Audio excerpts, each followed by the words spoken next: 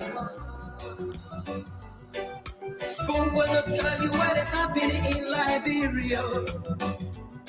Spoon will tell you what is happening in Monrovia. Spoon will tell you what is happening in Africa. Just to spoon you will know. If the children crying for starvation, just to spoon. You want to get a news update, my brother, to spoon. You want to know what is happening, moreover, to spoon. Politicians want to make their decision, just to spoon. You want to know what's happening in the ministry, to spoon. To spoon. To spoon. You from Funjama, Maryland, to spoon. To spoon. If you eat keep on graduate, my brother, to spoon. You got a spoon TV, you got a spoon radio, to spoon. To spoon. What? Yeah, Rastafari. Kilibaba, kilibaba, kilibaba, kilibaba, kilibaba, kilibaba. What I want? This what you got today. Spoon TV. Spoon. This what you got today. Spoon TV. Spoon.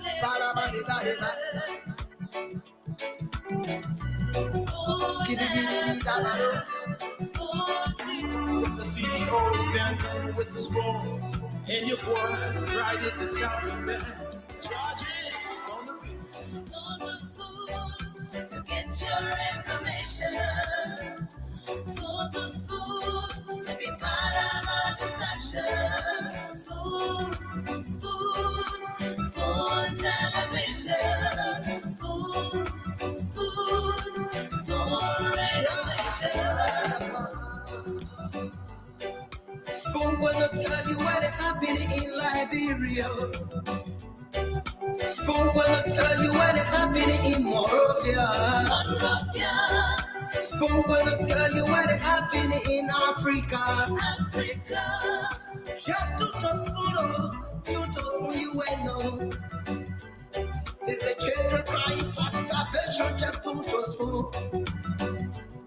You want to get a news update, my brother, to spoon. Lazy hands make a man poor, diligent hands bring him wealth. It's yet another day, the second day of the year 2023. Spoon Talk is here, Spoon Talk is there, Spoon Talk is everywhere. Get a friend to tell a friend that indeed it's time to talk the talk as we walk the walk. We've entered 2023 with a mindset to transform Liberia for the better. And how can we do that? Mohammed Gandhi said, and I quote, the difference between what we do and what we are capable of doing will suffice to solve most of the world's problems. In other words, what you can do, what I can do, will suffice to solve the problems of Mama Liberia. James Goodday Flomo is on the other end. Dr. Richardson is here. The CEO shortly be joining. My name is Rufus Divine Cannon, your sound coordinator for tonight's presentation. Before much I do, James, good evening, and Dr. Richardson, how you doing? Yeah, good evening. How you doing? Come on, that's good. Rufus, it was good to see you the other day. Oh, yeah. Oh, have you seen Rufus? I saw him at the airport, bro. Yeah. Oh, okay. Yeah. And good day. How's your second day of January going? Well, it is good. Everything is going on fine. That's good. I saw you celebrating or even having a pre-birthday. You can't wait let a birthday come. You gotta repost it for the birthday.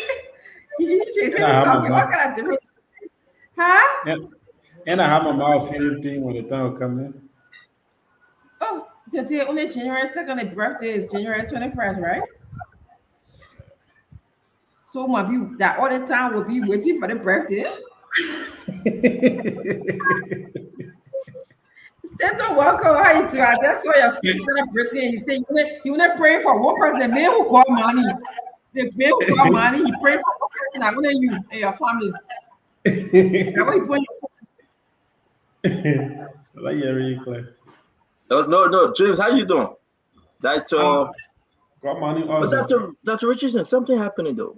Since you what happened? went to Liberia, you have changed. What do you mean? Okay, let me mind my business. Yeah. Okay. No, actually, James? No, but because something about you different. Maybe I'm making a mistake, but let's just you have maybe I transformed. can use it. Maybe Liberia Let's say good they for come. you. Liberia good for you. Liberia, no, Yeah, thank you. seriously. You seem to be stress free. You look transparent. Good day. Let me let you go, right, Divine? Divine, oh my intern, you went visit, you know, if that one visit your luck with Cheryl. Rufus. I saw me and Devon, they saw each other, but we'll see Oh, more. but Divine make it quiet, oh, James, you see? James. The man No, it went to was the accidental. Omar.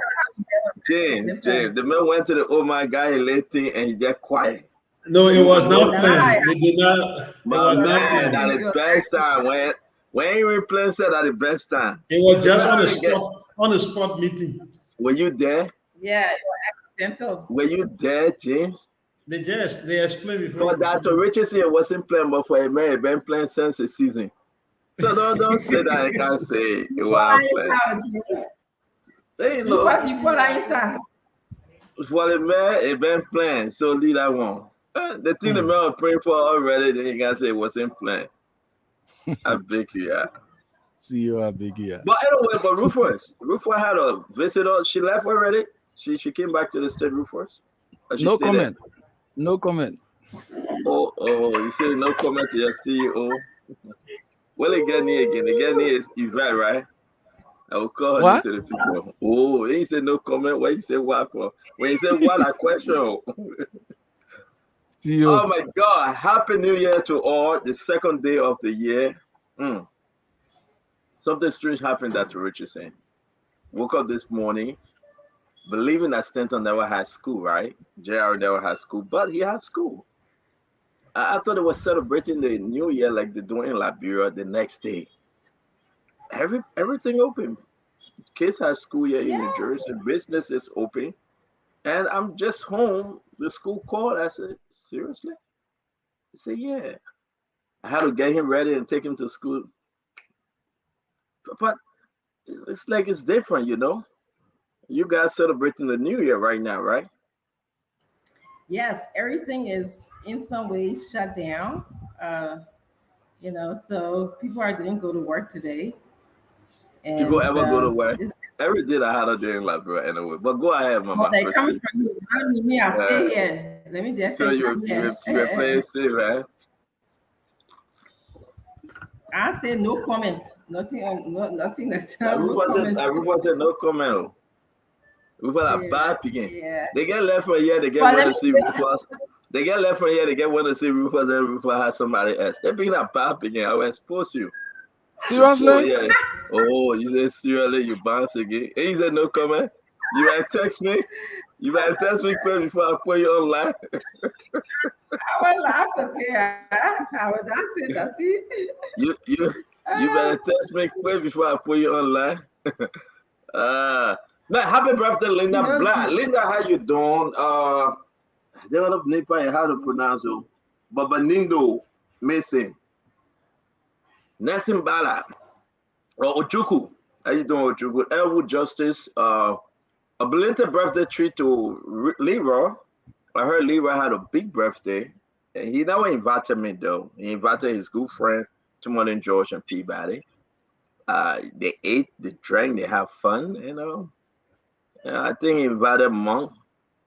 They left me out, that Richardson. I thought Leroy was a friend. Seriously, I really thought he was a friend. No, But Libra is actually my in-law. some friend at Ohio. I thought he was a friend, but he's not a friend. Yeah. The new year, the first birthday of the new year, he refused to invite me. He invited Tumon and George, Peabody, Monk, and the rest of them. And he refused to invite me. So I want to send Happy New Year. I was going to say New Year to you, but you texted me now. But anyway, you know who you are. Happy New Year, yeah? You know exactly. Because you're watching the show, you texted me. So let me say Happy New Year. No name, no blame. Sometimes you just got to say Happy New Year. They got it cool. James. Say something like James. So let me can I say something? Can you guys hear me? Yes. Can you guys?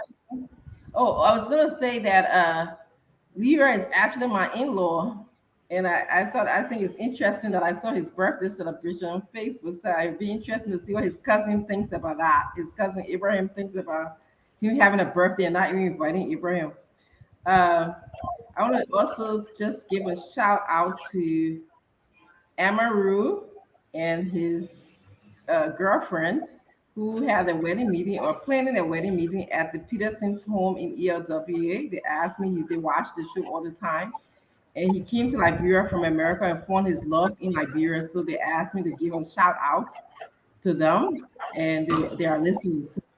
So Amaru and your girlfriend, thank you for watching Spoon, and I'm giving you a shout out right now that the wedding meeting will be at the Peterson's residence in ELWA Road.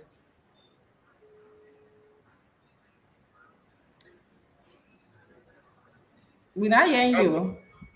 No, we were waiting for you. Yes, we still following Liberia. I Go know ahead, tell us. everybody in Liberia celebrating New Year. For us, we did our celebration yesterday. So today is just normal day. So you went back to school today? No, I'm going back to school on the 10th. Oh, okay. Yeah, like Yeah, most college students, I think it's elementary school students that went back today. yeah, I'm going back on the 10th. Yeah, so we following all of the beautiful things that are happening back from home. Mm-hmm. But first, let me first give us Mm-hmm. update. Say that again. No, I said let me first give us update. Yeah, but we first not getting involved. But anyway, well, we first speak to us. Any update? Well, basically, just the information about the 15-year-old girl that her lifeless body was found, and the parents is actually calling on the Liberia National Police to make a report, not to just call them to come and sign for the body. We got that information through our news that the parents are requesting that justice be served in the death of their daughter. So basically, that's one of the major things that we actually captured the beginning of this year. Amen. And there So was also a okay. yeah, so You were this asking? happened. Yeah, this happened today. Rufus, I didn't hear it, but it happened today No, at this 15. the eve, the eve of Christmas, and the lifeless body was found after the Christmas. So, according to the parent, this 15-year-old girl went for her chargeable light at the booth where she normally charge her light, and the whole time that evening she weren't seen. The next day, they saw her lifeless body lying around the same booth area. So the police came and they took statement from people. All of a sudden, the parents said when they went to do a follow up on what is unfolding relative to the death of their daughter, if the police did autopsy or so, They were only told that they should go and sign for the body of their daughter to be buried. So the father and the mother is actually calling on the government and other investigative institutions to see reason in getting detail about the death of their 15-year-old daughter. As they should. As they should. Sorry to hear that. Makes me sad. Yeah. Uh, Good day, Honorable Kev. How are you? Good day. How are you? Good day. Wanted to Yeah. add to your any information we need to know? Yes, there was also another reported murder. If I may tell me like that, or alleged murder around the EBK barrack.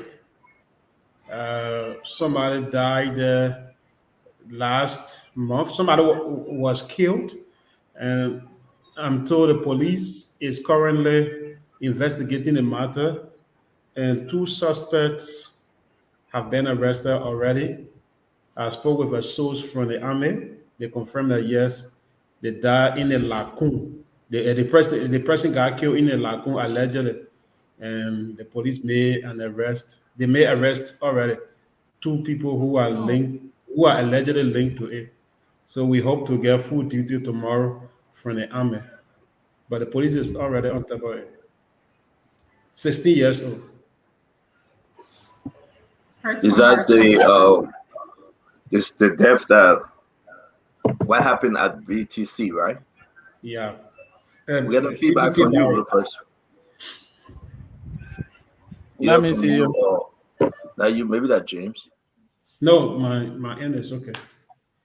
All right, but it's better now. So I want to be grateful. Kev Hassan, how you doing today? Fine. It's good to see you. It's my first time speaking to you since the new year, right? Yeah. Okay. Like Eve was talking to her. Yeah, but the new year, that's my first time. That's Right. good. Let's just keep it like that, Not too much of conversation this new year. It's election year. I don't want to be persuaded. That's what you're saying. I don't want to be influenced by people that have party affiliation. I want to remain neutral. I want to make my own decision. Hanging out with Kev, he's trying to shift me on the other side. And when I hang out with you now, you shifted me on the other side too.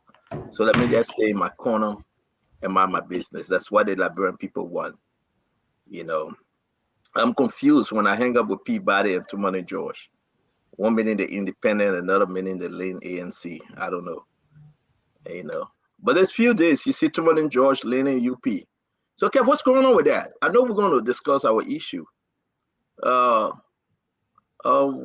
going on with Tumani George He was affiliation? he was leading he was leaning he was leaning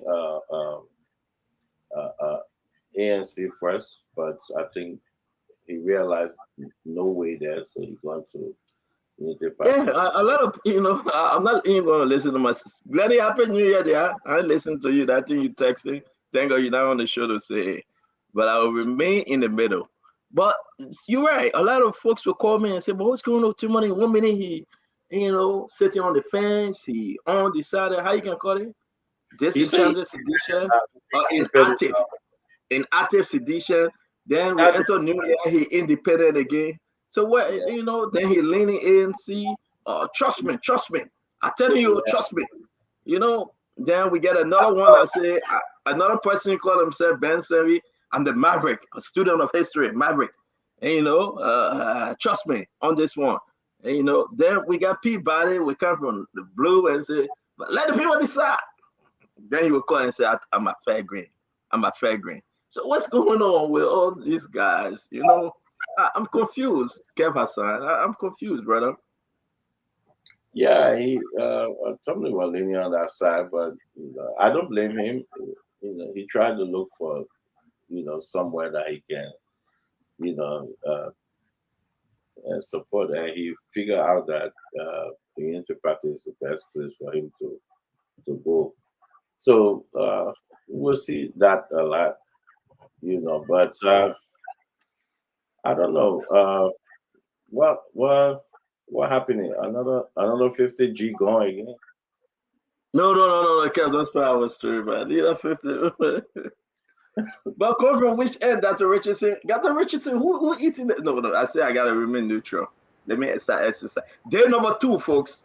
Day number 2, the second day of the year. I won't get myself in trouble. I promise you. Please. Let me tell you a story. Let me tell you a story. Let me talk to my people, Kev. Let me talk to my people. Hey, Kev. No, let me tell you this story. I don't know if people can remember, but in BTC, there was a school in BTC. Long years I used to go to that school. I think the school stayed there. I remember. Yeah.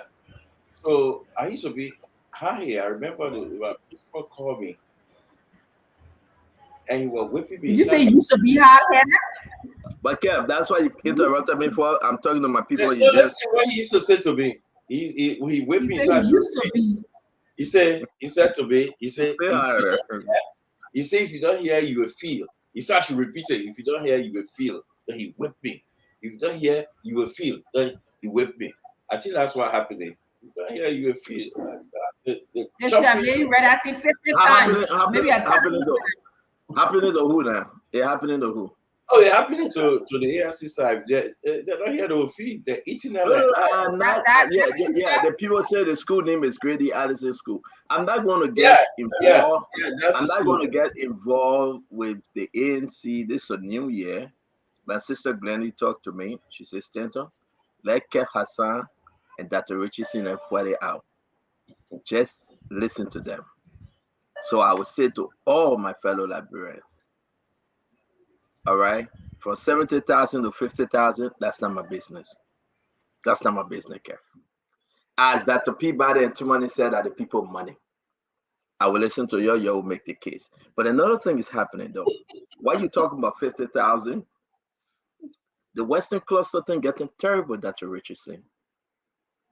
The Western cluster thing, the money that have gone through bombing, Bopolu, Grand Kipman, for Western cluster, we'll be discussing it. Man, I want the folks to understand what is happening to our country, Liberia. I don't know, maybe because we just got ourselves into this, but it's bad. It's very, very, very bad. And I hope that we have the chance to discuss this in its fullness. Now, we should also understand the Western cluster, names that are coming up concerning Western cluster, names that are coming up. It will shock you. We're not only going to discuss this because it's election year, but folks that put this thing together, people that have made money from this, names, and some of them stayed represent their people. We need to discuss this. And I think everyone in Liberia needs to discuss this. We have Edwin Snow on the show, of course. He's a senator of Bomi now. Alex Starter, you know Alex Starter. Maurice Toma, Matthew Dablo, the late Lasana, Richard Divan, Madame Salif herself, Robert Salif, names, Eugene Shannon, Richard Tauber, Nathan B. Davis, the Snowman. What is happening to the county? Dr. Richardson, and the names you're hearing, the amount of money, the different transaction when it started with the Elenito. The Liberians, you need to understand that what is happening here is horrible for our country. It's bad for our country. What is happening? I know we say we'll be grading the government, we'll be grading but information that is out there that Rich is saying. The Gola people deserve better. Kev, you're from bombing. Your people from Bombay deserve better. You're going to add Cape Man, you are Bapolu. Some folks have enriched themselves massively. And we just said this is day number 2 of the year. The amount, when you live in Douala, when you're in Virginia area, you're around Broadway, and you see this truck coming from Tuckmanburg area, just coming to town.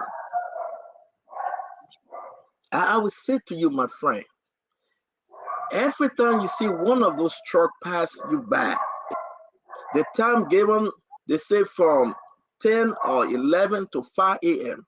That's the operation. It's in the MOU when they will be transporting.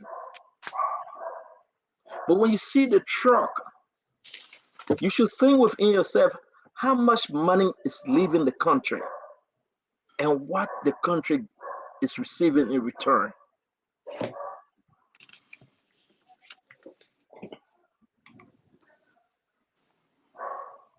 And whenever you hear the money name, this is not about, this is way down 2006, 2011, coming all the way now when the people change the whole system around.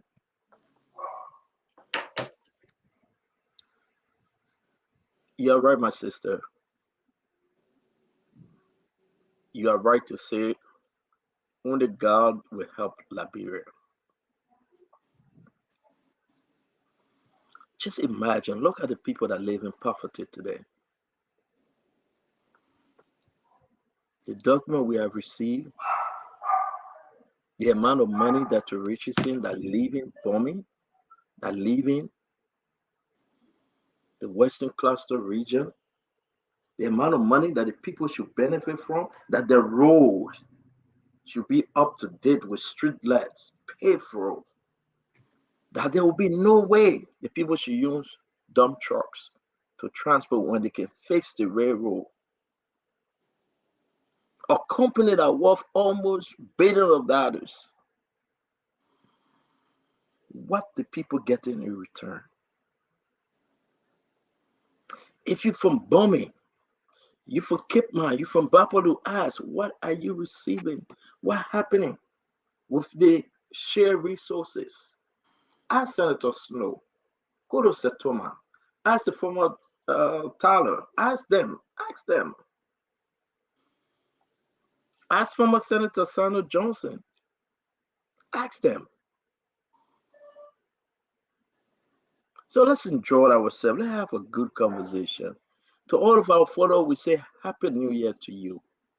We love you, man. Thank you for keeping with us. Thank you for being a strong supporter. You know, your moral support is necessary. Our guys on the show will also be greeting the government. You know, the vice president, the government. You know, I'm going to take the president out of this. We are in election year. And if you want to go ahead and grade President we are because he's running again, I don't want us to put an early judgment on the president. We always have time. You are entitled to your opinion. I'm giving you my open view. We always have time to grade the president. I don't want me taking position too early because my position I would take, and I would say to all my friends, my position I would take on the president, it would tell the Liberian people why I stand this election. So for me, I will hold my own position because I do not flip-flop. I say it like I see it. If you want to go ahead and say what you feel like in grading, it's up to you. Everybody entitled to their own opinion, but I want my folks that listen to me to understand today is the 2nd of January. We got 10 more months to the election. We will do this again. If you want to grade the performance of Representative Fonati Kofa, Deputy Speaker, Buffer Chamber Speaker, Abba Chair Pro Tem, the Vice President, Madam Joa Howard Taylor. If you want to talk about the president, it's fine. But for me, I want to reserve. We are in the election year.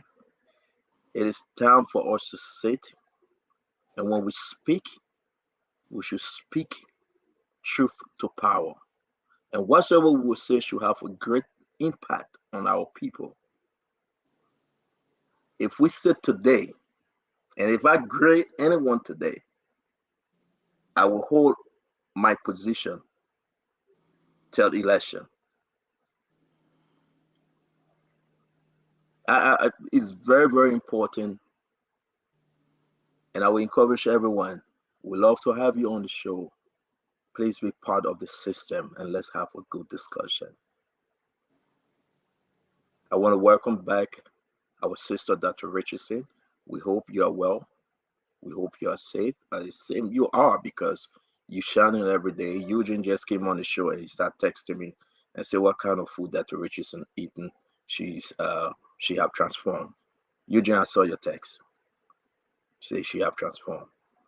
Kev Hassan, I want to say it's good to have you, brother. Happy New Year. And again, we wish you and your family well. The Honorable former Deputy Minister of Information, Eugene Lamin Fagon. My brother, it's good to have you. Thank you for being part of the team. Let me bring in Sintumane George. I'm saying in the back. Sintumane, it's good to have you, brother. Thank you. Let's have a wonderful show. Well, we'll take a little snap on Western Cluster, just an overview, and then we will move ahead to the day-to-day politics.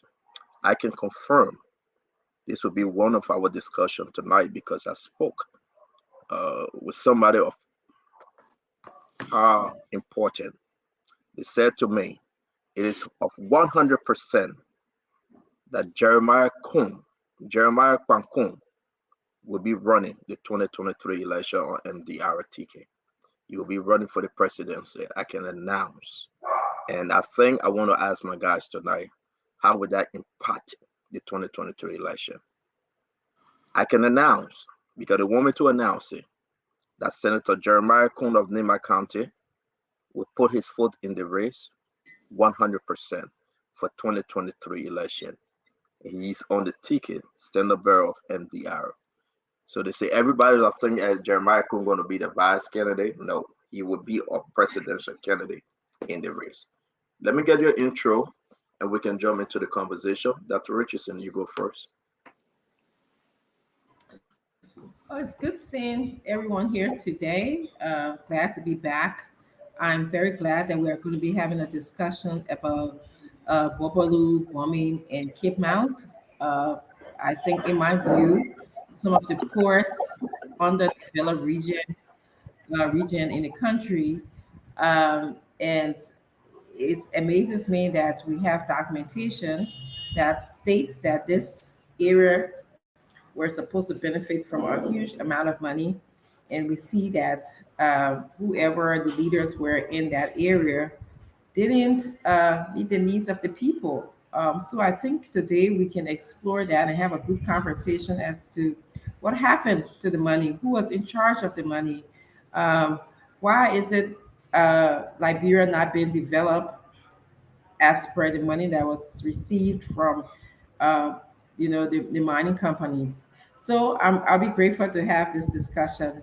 And Tamale George, I wanted to tell you that I was in the company of some of your Firestone friends. Apparently, there's a teacher of you guys that will be buried this weekend or a week, and they were talking about you. So of course they associate me and you with Spoon. So I just wanted to let you know your name was being mentioned, that you would be greatly missed from that event.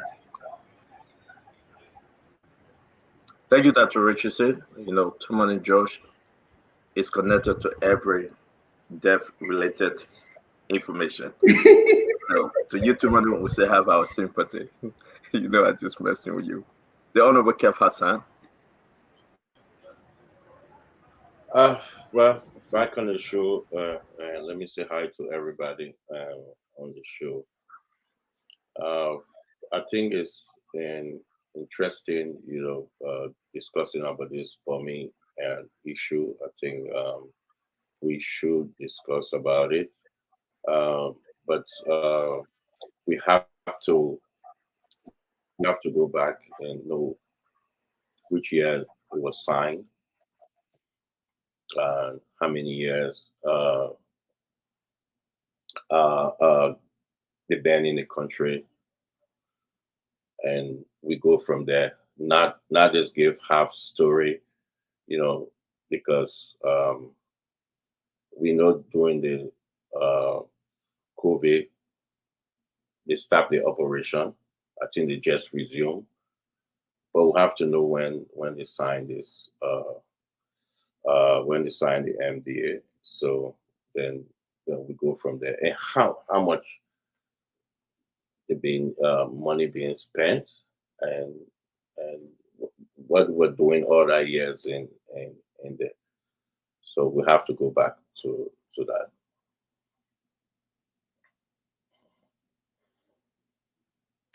I think Mr. Fagon should cover.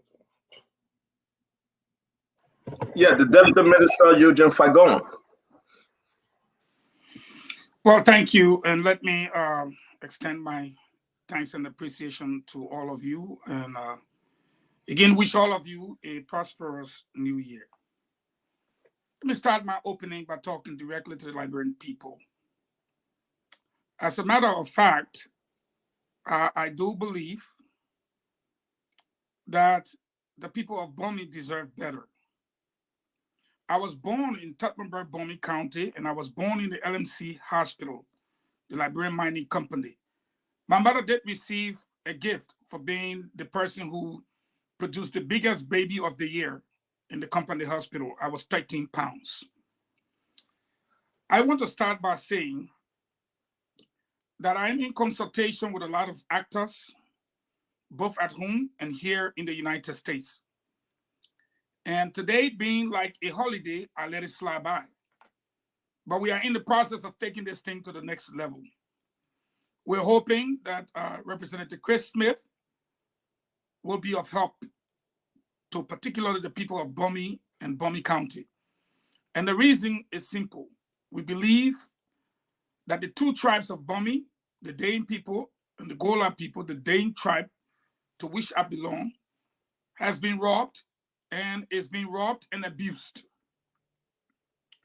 Instead of beginning with Elanito, that formed a company 23 days after the bid was put out, did not spend a dime in my country or in my county, but got a company and flipped it to another company. It's illegal, it's fraud. Today we see another company who took over, but owed the government of Liberia 24 million.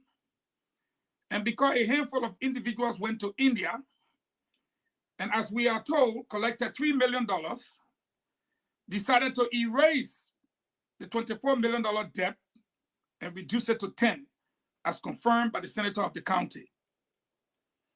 1.5 million was given for the road. 5 million was paid to the government, an amount that have not been seen. Today, the road they're talking about, we cannot even see what they're doing on the road. Stanton, if 78 trucks makes 2 trips a day on a quota road that was not meant for that, carrying each truck, carrying 50 tons of iron ore, it means every day, 156 trips carrying 7,800 tons of iron ore will go on that road. My dear brother, be fair to the Liberian people. If 7,800 tons of iron ore will ride on the road for 30 days, what do you think will happen to the road? My dear brother, it is now confirmed beyond all reasonable doubt, not a senator, but a representative of the House is owning most of the trucks, the majority.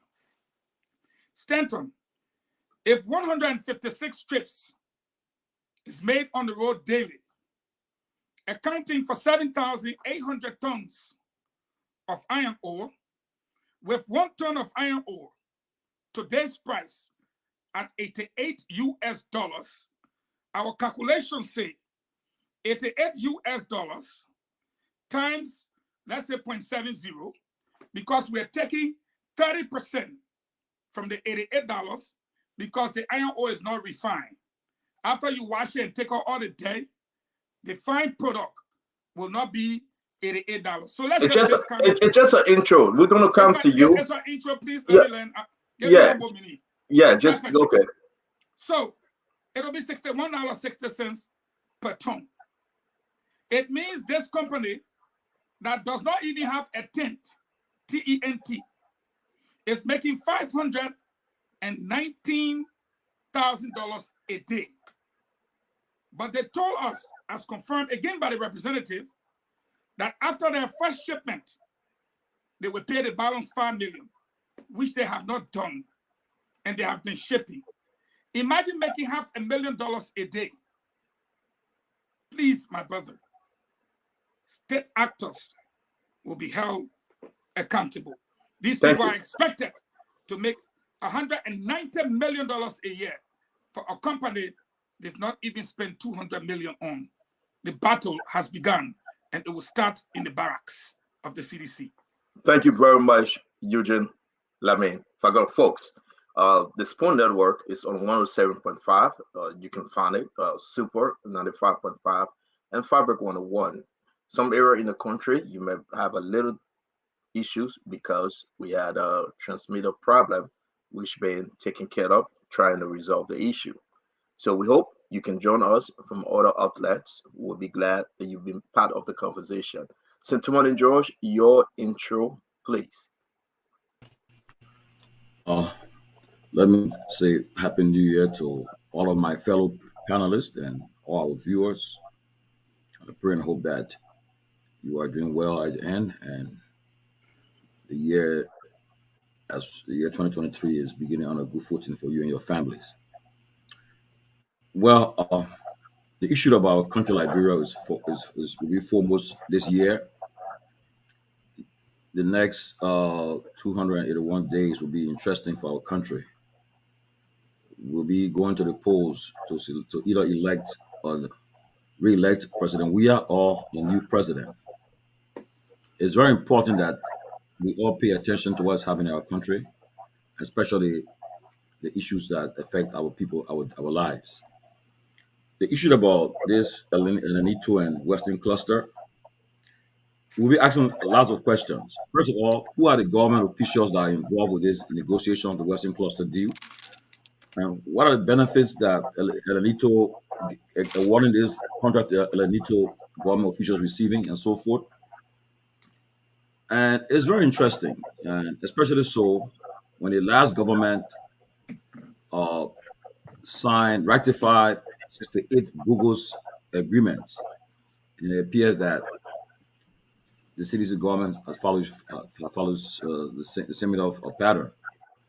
So we'll be discussing the issues and bringing forth those who are involved.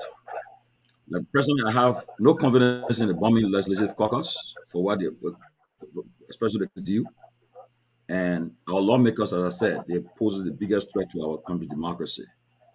And we must take them on to Liberian people and make the decision when the time comes. And we pray and hope that this year will be a year where Liberians did and vote according to the dictates of their conscience. Because whoever they put in office or re-elect, they will have to live with the consequence of the decision for another 6 years. So it's good to again that we're back on Spoon Talk, and we pray for a successful year and look forward to making this year more interesting as compared to last year. Thank you. Thank you very much, Senator George. Appreciate it. That will be about it. One of the two guys that went to Liberia party, and that was extending an invitation to me. Welcome to the Spoon Talk. your intro, my brother. It's good to be here, man. Yes, we did go. Leroy is 1 minute walk from my house. I can stand and just look at his house. So we went there and visited there and had a good colonier last night. The Greek word of fellowship. We fellowship last night with Leroy. But it's good to be here. But I wasn't told though. See, you got a lot of 15 minutes schedules. You got 100 schedules, man. Nobody knows what your schedule is. So wow. We apologize. Anyway, we apologize not inviting the CEO.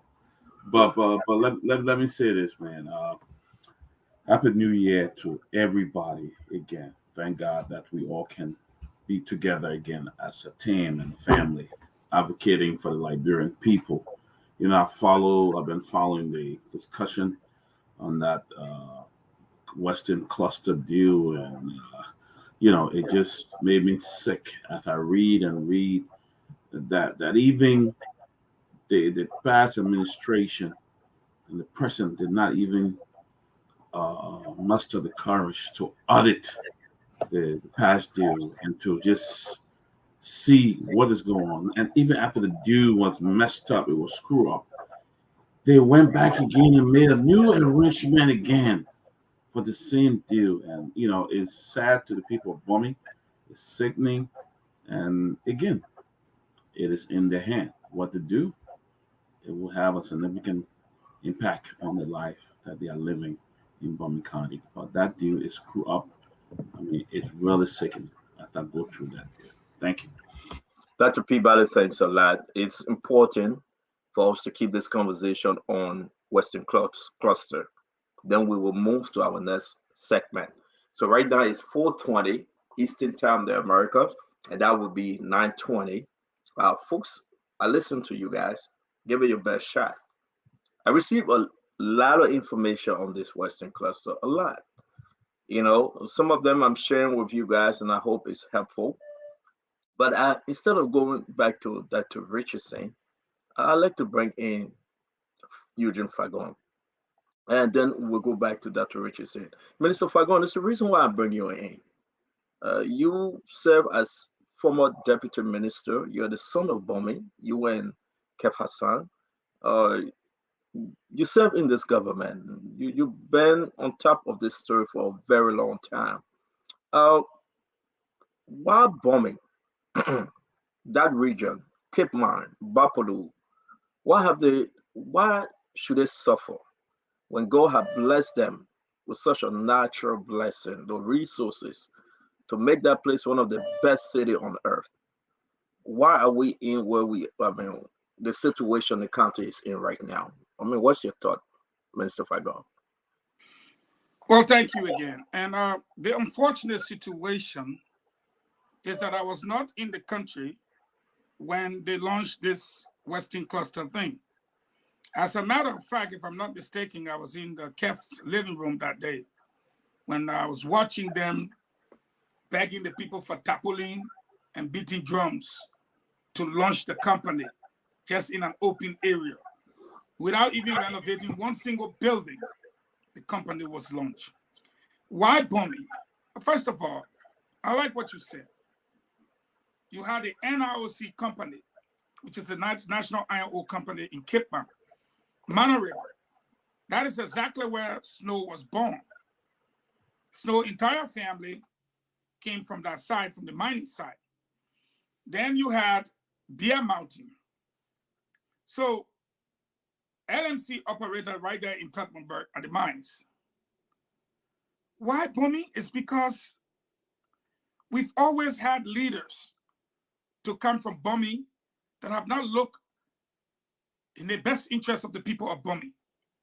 We had Speaker Samuel D. Hill, Speaker Edwin Snow, Speaker Alex Tyler, people who have literally controlled the legislature have all claimed to have come from Bomi, but literally robbed their own people.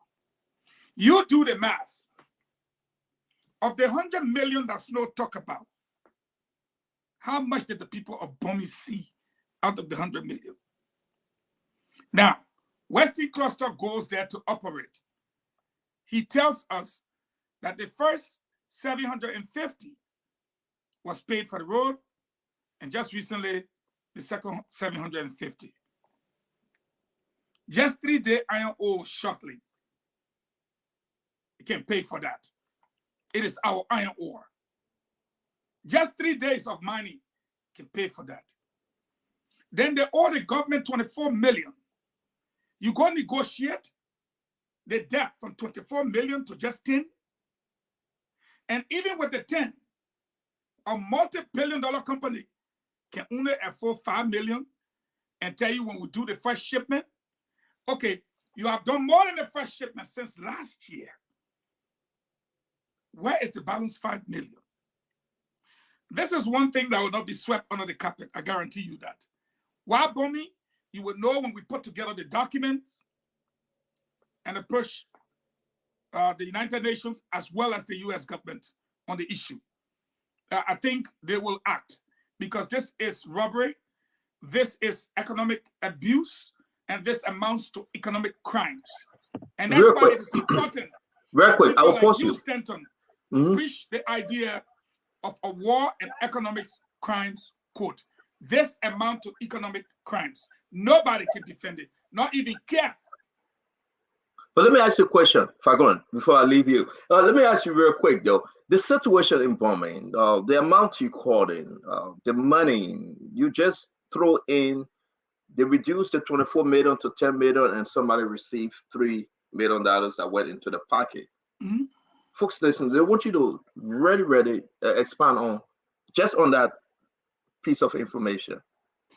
It's because what we knew in the country is that the debt for Western Cluster, you know, when you take a place, if you rent my house, if you don't use it, it's none of my business. You agree?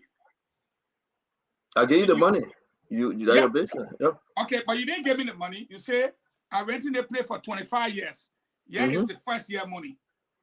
But you did not turn my place over to me. It's still yours. You kept it for 5 years. Assuming you pay $1,000 a year, after 5 years of holding my place, how much you owe me? And at $4,000? Because you got my place. You never turn it over. So Western Cluster owe us 24 million. How did it reduce in our MOU to 10 million? Why you didn't get our mountain back? So we can sell it and get your money back. But you kept it. You owe us. And Senator Snow stood on your station and said, the rectification is a law.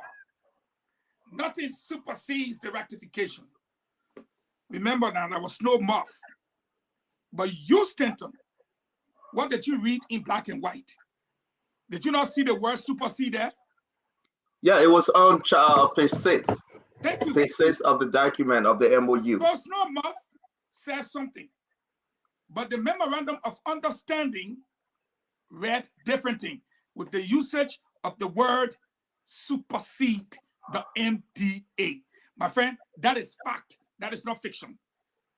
Thank you, Minister Fagon. Dr. Richardson, this situation, Western Cluster, is getting a lot of attention. And I would say to all of our followers, I would beg you guys, please, we have to reserve 30 minutes, the last 30 minutes for the people of Liberia to call in.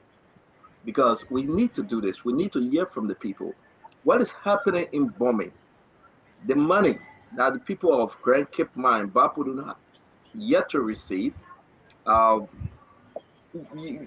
Give us what you know so far. We will talk about the origin, how this company from Elanito shipped to Western Cluster.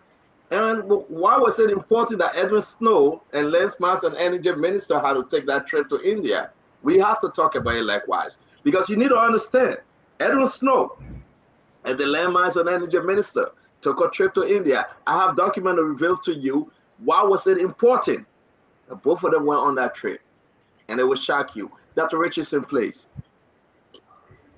Well, based on the information that you provided to us, it appears that they had to renegotiate the, to some degree, fake contract that was established by Elanito, and now have this company in India purchase the mining company from Elenito. So this is why there were frequent conversations by Mr. Snow, and I think this is a perfect time. He loves Spoon. He likes to be here. This would be a perfect time for him to come and answer some questions for us, because he's definitely is seen in the mix of these agreements. And what we are speaking about tonight, Liberian people, especially the people from that region of the country, have not benefited efficiently based on the money that we're seeing in the contract. Yes, it can be argued again that this contract has its origin in the previous government, but on the other hand, what I heard Dr. Peabody say, if you got a contract from somebody that you know was flawed, it was poor, it wasn't good, why would you want to renegotiate? And this is where Edwin Snow comes in. This is where this trip to India comes in. Why would you want to renegotiate or even want to go and to open this contract again? You should be going back and asking more questions about this previous contract, especially everything that we read on the internet about Elenito says. It was a company that worked in other countries like Tanzania that didn't have any outcome, any outpour. We know that it's a bad company, okay? So you should be concerned about that. I'm a child of a concession area, as I'm hearing Eugene Fagon state. I grew up in a concession area. And again, if you go to these concession areas where the company left this area, they're dead. There's nothing there. The bombing that you knew, Fagon, is all in your head. The bomb mines that I know is all in my head. It no longer exists. And the only reason that is because the leadership, and I'm talking to my own friend, Representative Snow, who is supposed to be representing us here today. He's among the leadership of Bombing County. They are not representing and speaking out for the Liberian people. So if we had $10 million that was supposed to go to the people of Bombing County, Popolu, and Grand Capeman, a beautiful area. I happen to that's where my father's family comes from. One of the best, okay, and I'm not being biased here, area in Liberia. It is well known for surfing. If we could develop that area, can you imagine how much money could be going in the government's coffer? Could you imagine how much benefit the Liberian people could be receiving from such development? And, again, this is a prime opportunity for our Liberian people to know your leadership is not in your best interest. You have a do or die election coming up. This is an opportunity for you to challenge them, to ask them questions, and don't re-elect them. I won't re-elect somebody who taking half of the money that's supposed to come to develop my county and they're putting it somewhere else in their pocket or wherever else. I will not do that. So Liberians, if you are listening to us, please ask questions. Okay, this is about your future. This is not about my life or your parents' life, because we already lived. This is about you and the next generation, and this is why it's important for you to now ask the leadership of Bombing County. I laugh when I hear someone when I hear Minister of Fagon say Hill, Snow, and all these people who are leading the leadership of the legislature. And now we see the way how Bombing looks. One of the most underdeveloped place in Liberia. It is very, very sad. So you who are listening from Bombing, Cape Mount, Bobolu, this is your opportunity to do something for your own future. Thank you, Dr. Richardson. Thank you very much. Kev Hassan, the situation in Bombing is getting worse. The situation is getting worse. Let's hear from you, Kev. You from Bombing, like Fagon. Imagine every night the environmental issue right now in the country. The folks certain part of Bombing County, excuse me, Stewart Camp, they are saying they are living in fear because the company can blast iron ore anytime without notice, and they are getting sick from the dust daily.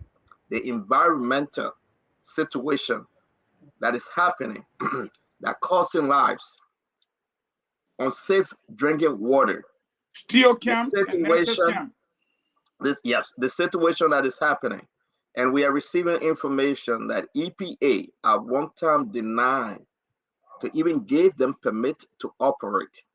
But Snow intervened on behalf of the company. But Snow intervened on behalf of the company.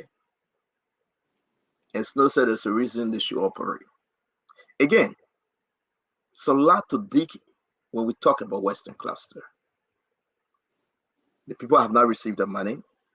Environmental problem, unsafe drinking water, the dust to cause some cancerous situation in the lives of the people.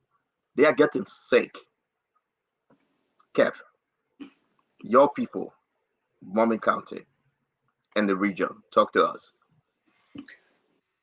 You see, it's easy because it's election time. It's easy to go and try to want to blame this government. You see, I heard my brother Fagon saying this will be we will fight this in the barracks of the CDC. So, but I will urge everybody, let's go back when the MDA was signed. I heard my brother say the MOU supersede the MDA. One is a law, and one is there's a common understanding. There's a handshake. A handshake is not a law. The MDA is a law, and you know that, Fagon. You know that very well. No, I don't know because we're not operating on the law now, Kev. And one the is MDA, the people sign. Your own senator said it. yeah, but you know, Fagon, you know MOU is just a shake hand. Fagon, you know MOU is just a shake hand, You know, it's not the a law. MOU that brought them to operate. Yeah, Because MOU the MDA did not allow them. MDA. But you know, MOU will never supersede the MDA. But One how is they the law, operated one is them? the Explain handshake. to the Liberian people how they operated. So no, Because but they stopped the MDA. So they had to do an MOU. Listen. So why they didn't go back to the MDA? Because they were not going to mind. MOU is not a law. It's just a handshake. MOU you're using, so you are confirming corruption here, right? No, I'm confirming that MDA. You are confirming slower, yeah? No, he said to do this thing, they had to do an MOU. No, so you are confirming corruption, right? No, listen, let me finish now. Yeah, confirm the corruption, good. I want that. Let me finish now. MDA was signed in 2011, so it's established law. It's there. It's signed. 2011, it was signed. Why can't you go back and ask why 54.19 million that payment was done already? Why can't you go back and ask the previous government? Then you're asking for 5 million that look at Francine laughing at you. Because the previous government ate the money and told the post say, you're not operating. Let me finish now. The CDC barracks opened the gate and brought the people and said, y'all lead our law, let's sign MOU. They sign MOU and that's how they're operating. What do you know about Liberia? Let me finish now. So, the MDA aside. So, the previous government ate the money and put fire in your hand, you chew it? So I as a true son of Bomi, $54.19 million, I want to know. I'm not going to start talking about 5 million who already that Senator Snow came on the show and said that the 5 million will be given, 3.something million will be given to Bomi, and 700,000 Cape Map, Bapulu, other place. And he puts his everything on it. So we know that 5 million will be given. But what about the money? Why are we not talking about the MDA that was signed in 2011? As I speak right now, information I'm getting, we ought to send our team there to see that the first load of truck and as we speak right now, loading, nothing has been shipped. Nothing has been shipped. As my brother Fagon saying, oh, they are shipped days, they shipped. No. The matter of fact, they're telling nothing has been shipped. You in a port? They're telling me They're telling me right now to speak. Fagon, let the brother speak, please. They're telling me as we speak right now, challenging our network to send people at the port to see if their things are being shipped. So let me ask you a question. So you agree that they have transported some oil to the port, but they have not left the country yet? Yes, sir. Okay, yes, they sir. have not left the country yet. Yes, all right, finish up. I think Fagon want to come in after you. So what we're saying is that we already know that the 5 million, as the senator said, he will not even sign that budget if they get the 5 million. He putting everything on it. But why folks are leaving 54.19 million that was given since 2011? Why folks are leaving that? I can understand. My brother is a true son of bombing. He is. But why is he not going back? Why is he just talking about this money now? And MOU, he know that was MDA that was signed 2011. Why is he not going back? Why is he not holding people responsible for $54.19 million? Okay, so you asked a good question. Guys, I think we will pause Tuman and George and Peabody for just 30 seconds. Fagon, he asking you a question. You got 30 seconds to respond. The reason why we're not asking them for 54.19 million, Kev, is simple. You know why? When we ran on the mantra of change as the CDC, we did not tell Liberian people we were going to be corrupt and that we were going to entertain corruption. We told them we're coming for change. Now, why should I go back and ask for 54.19 million when instead of us asking now as a government, what corruption? What corruption now? Pause. What corruption now? Pause. What corruption? Guide me, protect me. They don't cry. About. Don't cry. Kev, let the brother speak. Kev, let the brother speak, please. Kev, I was giving 2011. Let the brother speak. Don't do that. Don't do that. You finish? Let me start my 30 seconds. Kev, the people elected President George Weah to go back and ask for the 54.19 million. He did not. He did not order the previous government. Now, the reason why we can't go back and ask them for 54.19 million, because those who ate the people money decided to take the MDA and put it on the shelf.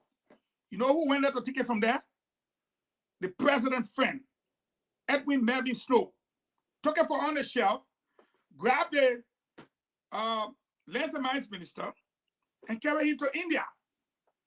And he came on the show right in your face and said, in order for us to do this, we had to sign an MOU. That not me talking with that Kev. That me talking? That's Snow. So if Snow had not gone to India with the Mines and Energy Minister, if Snow had not doctored and tailored an MOU, we'll be asking for the 54.19 million. But you know what we're trying to do now is not to ask for water under the bridge, but to stop the economic or mineral pillaging of our land by Snow and his people. So to ask us, why we're not trying to ask for 54.19 billion, is to tell us that you don't look at the one we're taking now. You'll go for the old one. And we are saying that whoever is giving you the information, we are smarter than them. When you are bleeding, what do? You stop the bleeding. And then you ask, how did I get the injury? So we're going to stop the bleeding, Kev. The 54.19 million will come into question. But for now, the $500,000 per day that they're pillaging from our mines must be stopped and curtailed. Our roads that's being destroyed must be stopped. And the environmental impact assessment have not been created or even spoken of. Yet CEO talking it. Nurses camp, steel camp, banana compound, Clex Quarter. They're blasting sending fumes into the air. Our people are literally dying.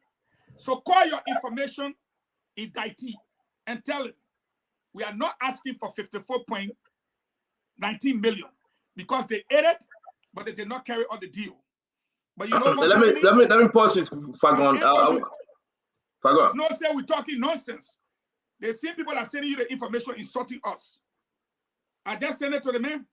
Fagon, yes, we're about to flag that. I don't know what Snow mean by we're talking nonsense, because this is about bombing. It is not nonsense. This is about bombing. And I think the senator should appreciate the fact that we are talking about it, the people of bombing. How can this discussion be nonsense today? Environmental issue in the country is terrible. In bombing, it's worse because of social MOU and deal that was put into place. But let me say something. Who should question? Who should bring into question St. and George the 54 point something million dollars? Why couldn't the government go after the 54 point something million dollars? Thank you, Papa. Why couldn't the government ask the question and go after them? Why couldn't they ask Edwin Snow? He know about the 54 point something million. You are representative. Thank you, Papa. No, let me finish, Kev. You know what, Kev? I will give you 10 seconds even before tomorrow, but hold on 1 minute. Why should I be the one to question 54 when the government is sitting there and the government could have done that maybe year number one? Kev, why are you asking us the question, Kev? You're asking a very good question. The reason why we should ask the same courage we're talking about the 5 million, the same courage you have to talk about the 54.19 million, because why? The same government trying to come back. That's why we should ask them there. The same way you asking, the same courage we do asking. Because if I was the ANC people, I would ask that question too. Because the same question that we're asking, you're talking about the 5 million. You're talking right now about 5 million. Why can't we question people who want to come back? Who is responsible for the 54.19 million? And guess who was there? Who was there? Who was there? Who oversee this MDA? Mr. Buckeye. Mr. Buckeye. No, hold on 1 minute. Hold on, no. Hold on. Let the brother talk. No. Eugene. We will respect each other. Kev Hassan, listen.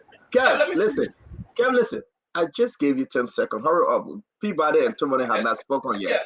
So please, the president of the Senate, Buckeye, his government, he was part of it. Why can't we question him? Because he coming 54.19 million. We should leave it 54.19, not 19. 54.19. Yeah. 19, whatever. Okay. 19, right? So why can't we? Why are we going to just leave it? They're coming back, and that's the. See, let me just end with it. And that's the thing. Sometimes puzzle me.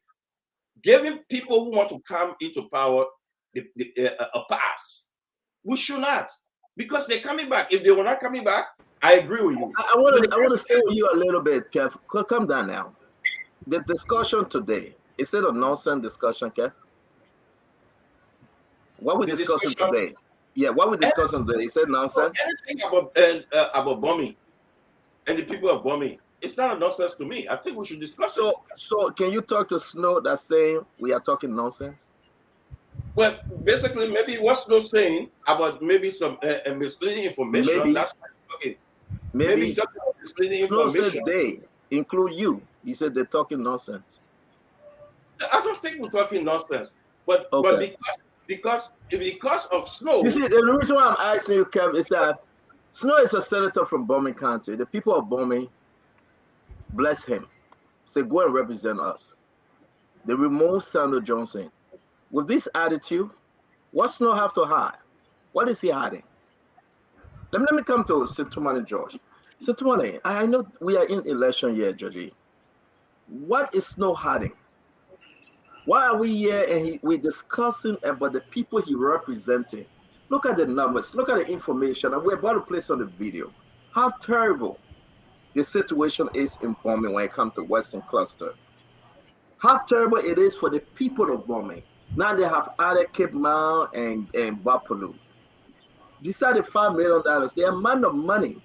Why the Snow and the Lands and Mines Minister flew to India to beg for the renegotiation of this deal? Liberia must know why. Why, when the name Satoma, you know, first of all, let me learn on this, Georgie. And he's still sitting there, and the Snow said, if we don't get the $5 million, I will not vote to re-elect you. Come on, man. Liberians, wake up. Is the discussion today, like Snow said, a nonsense discussion, or Snow just comfortable? Is this not part of this NATO Western Cluster deal, some way, somehow? Talk to us, Sintomani, talk to us. First of all, we're not talking nonsense. It's about Liberian people, the people of bombing that he claims to represent, about their interests. Okay? And the second thing is that it's not politics. It's not about who was president of the Senate, all these things. We shouldn't even go to that. It's about the people of bombing. It's not about who was the president of the Senate. Okay? Because if you look at the Senate structure, when you're president of the Senate, you don't take part in vote except where it's a tie vote. So Vice President Walker just presided over it. He just guided the process. It was the lawmakers who made the ratification.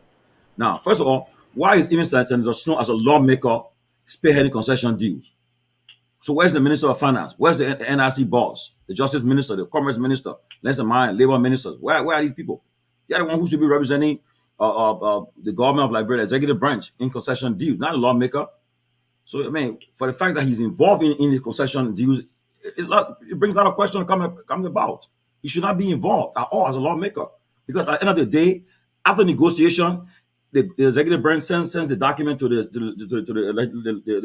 first branch of government for ratification, where he also will participate by discussing it and coming to a vote.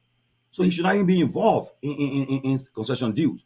So that brings the question: something is that's not right. Okay.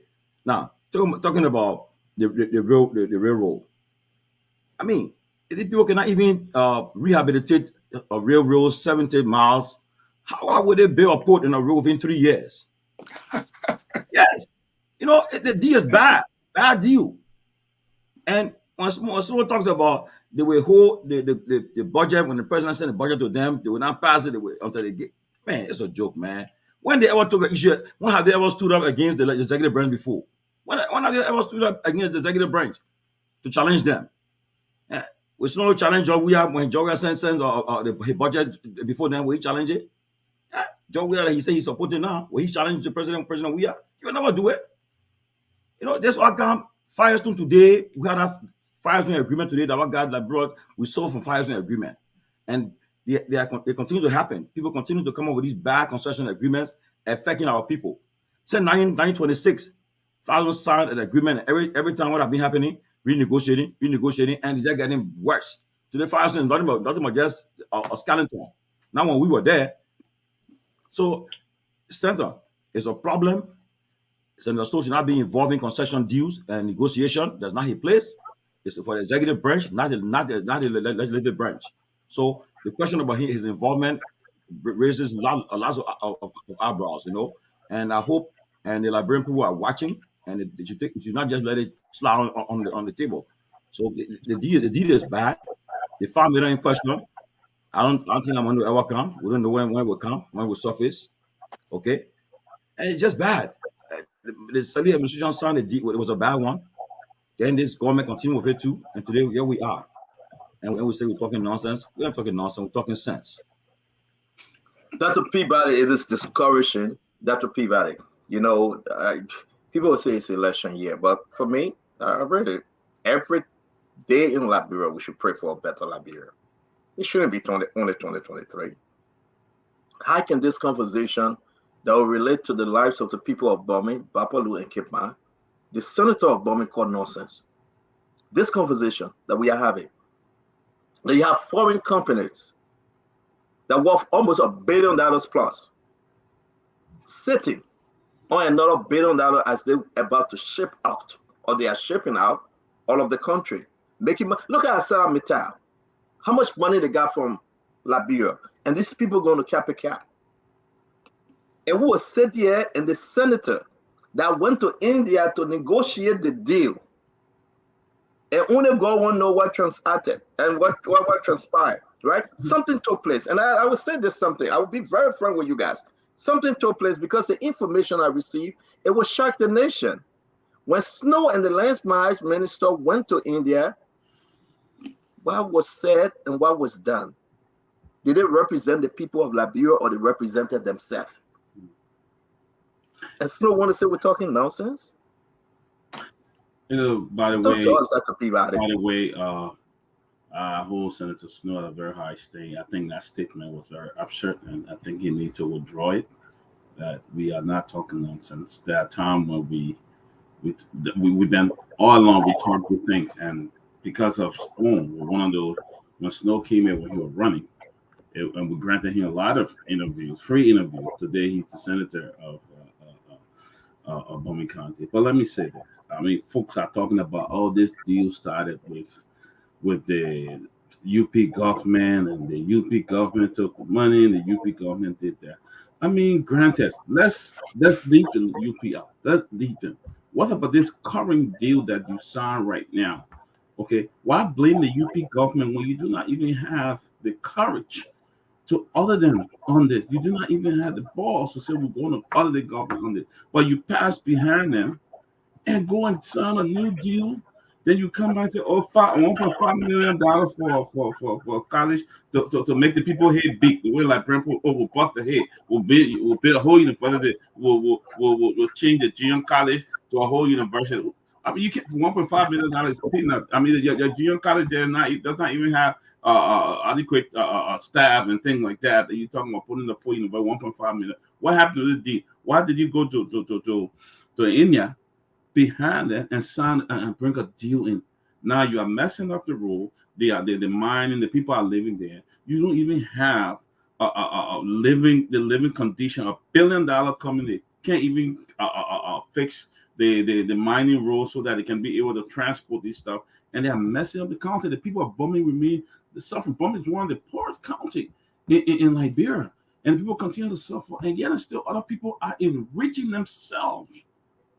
What's the guy from the current the other senator? What's his name? He's another crook. He worked with President Sally's office. They moved. They're talking out. What's his name? He worked there. He was a crook, and they're talking out of there. And he managed to mingle his way into the Senate. And they're all crooks. You see, and see what's happening. You are depriving the people out of millions of dollars, and you bring few millions and say, "Oh, we're gonna do this, we're gonna do that," and yet they have not received it. This is bad. It's a bad deal for the people of Bowman. And the people of Bowman listening, I hope they can see that. I mean, they can deduce from this that they have robbed them. They are using the natural resources created by God. They are using the mineral, and they are not getting nothing from it. You see, Nigeria today, why they have Boko Haram, other group that was formed there, it's because people were stealing the oil, and the people in the place were not benefiting. Okay, they are taking the money. The deal have been signed. Nothing will come out. That thing they're talking about. I will not sign the budget. Will not let it go through. Those are all talks, high grade talks. That money is out, and the people of Bowman have become the victim. Disappointing. Yes, Tenta, I wanted to add to the conversation of Mr. Snow, Honorable Snow, saying that we are speaking nonsense. I hope he will withdraw that comment, because what that comment represents is this idea that these people, such as Snow, who are in leadership in our country, feel that they are above the law. They can come here and say anything to the Liberian people and don't get questioned. And when they do get questioned or asked to respond to the Liberian people, they deem it as nonsense. And so I believe he's a very spoon-friendly person. He comes here all the time. It is about time that we come and go through this contract with him, this MOU with him, page by page, line by line, and let him answer for us and explain to us. He was here the last time. I wasn't here. I happen not to be here. But I think there should be a part 2 to this conversation. And then the Liberian people can see who's talking nonsense for real. Whether it's Spoon TV here or he talking is the one talking nonsense. And I want to go back to, this reopening of the MOU. Why would you have a bad contract and then go back and try to renegotiate this contract, especially when you know that the company was already indebted to the government? Somebody owe you, then the person don't pay you. Then you go back to the person and say, even though you owe me, but I still want to purchase stuff from you. What sense does that make? It doesn't add up. It presents a very bad optics. It tells us that the people who are representing us, they don't know what they're doing, or either they are incompetent, they're not reading what they're doing, or they're enriching themselves. That's all. That's the only thing that I can say about this. Three things. You either don't know what you're reading, you're enriching yourself, or you just trying, you're desperate. That's the only thing that I can think about. Environmentally is bad. When you remove the mineral from those mining companies, it is bad. It is so bad because there's nothing, if you don't put anything in your contract to replace it, to work on making sure that the people healthcare are not damaged. This is long-term effect that it has on the environment and the people of Bomi, Cape Mount, and Bopolu. No amount of money can bring back anybody's health. And so that should be instrumental if you sign a contract for a mining company. We see what happened in Bon Mining and Lamco. Our environment was destroyed and people's health were destroyed. So, I rest my case here. Thank you very much, Dr. Rich is saying. Information and pictures coming out, videos about the suffering of the people of Bomi. Environmentally, what this company have cost. And I'm surprised and dismayed that Edwin Snow will sit and have these photos and have these videos because he protecting Western Cluster. Now, folks, you may ask, why Snow protecting Western Cluster? Can we go back in history for a minute, though? What is so important? This is so important to Snow. Why? I want you to understand. Why is this so important to Snow? Why is this so important to the past government and coming down to the present? What folks are hiding? Before I bring in my dear brother Eugene Fagon, I want us to take listen to some names, some guys from Bomi, folks that said they love Bomi, they will represent Bomi, they would do everything in the best interest to protect the people of Bomi. And let's just understand what's happening. If you remember any of these names, help us to go through the conversation, folks. Names that will shock you. And Edwin Snow is part of this name because Fagon, you said it right. Welcome to the show, our sister Salimatu. Salimatu, welcome. Hello. It's good to see you. Yeah. Amen. But Fagon, talk to us about these names, Fagon. I want to bring you in. I want you to talk to us about the name. Alex Tyler, Maurice Satoma, Matthew Dablo, the late Lasana, may his soul rest in peace. Richard Devine, Ellen Salif, the former president, and her son Robert Salif. You're also going to hear the name Eugene Shannon, Richard Torbert, and Natty B. Davis, and Edwin Melvin Snow. Let's take this conversation from 2006 to present. These names, Fagon, from where you sit, what makes these names so important to this company and how they are enriching themselves even more? Let me give you your 2 minutes, sir. First, let me say, in response to Brother Kev, when he said, why are you not going after the 54.19 million, 0.19 million? Kev, our government right now, all the people affiliated with our government are the reason why they can't go. Enter Joel Howard Taylor, 2011. She was there or she was not there? Edwin Snow, you were there or you were not there? He affiliated with us, the CDC. Alex Tyler, and the LPDB leader, are speaking simple and English. Any in our party? Divan, and the LPDB executive, Richard Divan. Guess what, Murray? And I'm as an energy minister in here, government. About you, and the pro team. Robert said it. And my they support. When the opponent take you from here, careful, you cause damage for them. That's the reason why we can't go there. That's the reason why we can't go after the money. Because the people who so go after the money are the people running the country now. Does that answer your question? Number one, let me go to my brother's question. The names you're calling, Bagbe Lassana, I went to school with him. Speaker Talo, Jenekai, Edwin Snow, Richard Divan, all the people from Bomi. You and I know what happened with the money situation. But the reality here, what I want you to understand, Stanton, it is not what happened before that is so great as to what is happening now. I send you pictures of current day minerals. When I choke Snow, you know what Snow said? Go back to the tape. I'm not a Lensman minister. Lensman minister said, only I am all the people taking. My brother, we used to go up the mines and play with Cotan and play with Ruby.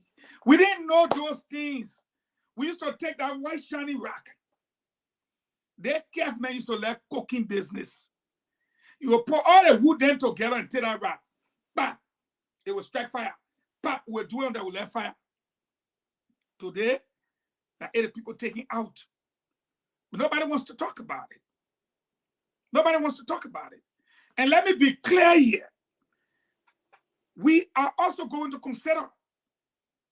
We know that Representative Senator Snow, wife or ex-wife, whichever way you want to put it, that's a person I have a great deal of respect for. Apple cider vinegar is our nickname. I call her apple cider vinegar because our nickname from the past. She's very, very strict. She's the Chief Justice of the Republic of Liberia. We might consider legal action to stop the company. We're going to put ourselves together as Bomi citizens here. We're going to have a GoFundMe. Salimatu will contribute. Dr. Francine will contribute. Peabody, all of the good people who want to rescue our country. We'll hire the best legal team to put an end to the operation of the company in the country. Because the whole deal is unfair. Very, very unfair from the beginning. Now, closing on this. You say the deal was messed up. Your best friend Stanton brought you on the show. Just because Stanton wanted to give you the opportunity. I thank God today Snow said we're talking nonsense. Because when I told my brother Stanton, I said, read number 6 and number 7, he said no. Stanton, on behalf of the people of Bomi, can I appeal to you to read number 6 and number 7? It's too short. Can you just send it to me? Because it looked like send it to me, let her let it up. Just send it quick on WhatsApp. Thank please. You. I will stop there until you read number 6 and number 7. Because correct. When Snow came here, he said the MDA was suspended because nothing could have happened. That's why the company said they were not coming back. So send it to me. Send it to me and we'll bring you back on because we need to read it. It is important. Folks, if you want to be part of the show, you're from Bomi or you know this Bomi story, we extend invitation to you. I see Musa Willie in the back. Again, Sandro Johnson is following the show, former Senator Sandro Johnson. We want to say, if you want to be part of the show, we're going to say this is from the Elenito to present. And imagine, folks, imagine when Fagon said that some of these stuff that are happening right now, they use the gold and use those mineral. James, do you have it? I sent you the mineral photo, James. Let's highlight some of the situation, environmental issue that is happening in the country. I will tell you this, it's horrible. People getting strange sicknesses. Yes, it's not fun. The people getting strange sicknesses. I will tell you this. You know, when we talk about Liberia, we are not only limited to Monrovia. We talk about Liberia, the 15 counties. Some sicknesses that are going on in Bomi, you need to go ask Edwin Snow. What is happening in Bomi? You need to call Edwin Snow or call, who's the other senator? Setuma, right? You need, you need to ask them. Are they trading the people's health for the personal gain? Put politics aside. Some videos are so horrible. They brought in the how you call it? The people have to put chalk on their face and different leaves they got to ground because they don't understand what's going on with the body. The body not functioning well. Strange things happening. And it is true because it is environmental. When the people begin to dig and look for golds and diamonds and iron ores and other natural minerals, they are tampering with the environmental, and therefore it would trigger. It would trigger the human body to perform differently. And you find somebody wake up and just die. And you say, oh, the person was well yesterday, or they just die. Oh. If you breathe, you take in biochemicals. The water is not safe to drink or even bath with. But that's what the people have. Can Senator Snow answer? Is he trading the people's health for money? For his own personal gain? We asking a question. This is his own country. Where is Maurice Setuma? The people had to go and protest on the street. Yet instead, the lawmakers refused to listen to them. But they would take plane and go to India to renegotiate. Now, should we talk about the renegotiation from India? Honorable Fagon, you putting out these minerals. Yeah. These different kinds of minerals. Mm-hmm. And they want us to believe on the iron ore, the shipping. You see that rock you're looking at on your screen that we to left fire with? And they want us to believe on the iron ore, the shipping. I want the folks to see, and the folks, you know what kind of mineral this person holding in their hand, you know how important and valuable this thing is. This is money. You think the people want to leave India, the comfort of their own country and home, and go stay in Liberia for nothing? How many Liberians working in the company? We asked Honorable Snow, he said, well, I don't know. Who oversee the HR of Ghanaians? They don't even trust Liberian. Nope. These are precious stones, folks. This is money. They rented houses for the Ghanaians they brought into the country. These are precious stones. This is just not your rock you find on the beach. No. And our people then just getting sick and they just die. Even their own natural resources, they are not fit to work for their own natural resources. They're not fit. They bring foreigner to work for them. And let me say, Dr. Peabody, you always say this, but we'll put out the rest of the picture. We're going to run this story because it's become to be a problem for our country. That every time Dick and Harris can just leave the country and go to Liberia to exploit, and our people agree with them because they gave them some chicken change. Ask Edwin Snow, if you ever had time to talk to him, why he got on the plane with Lance Myers and Energy Minister to go to India. He need to be truthful.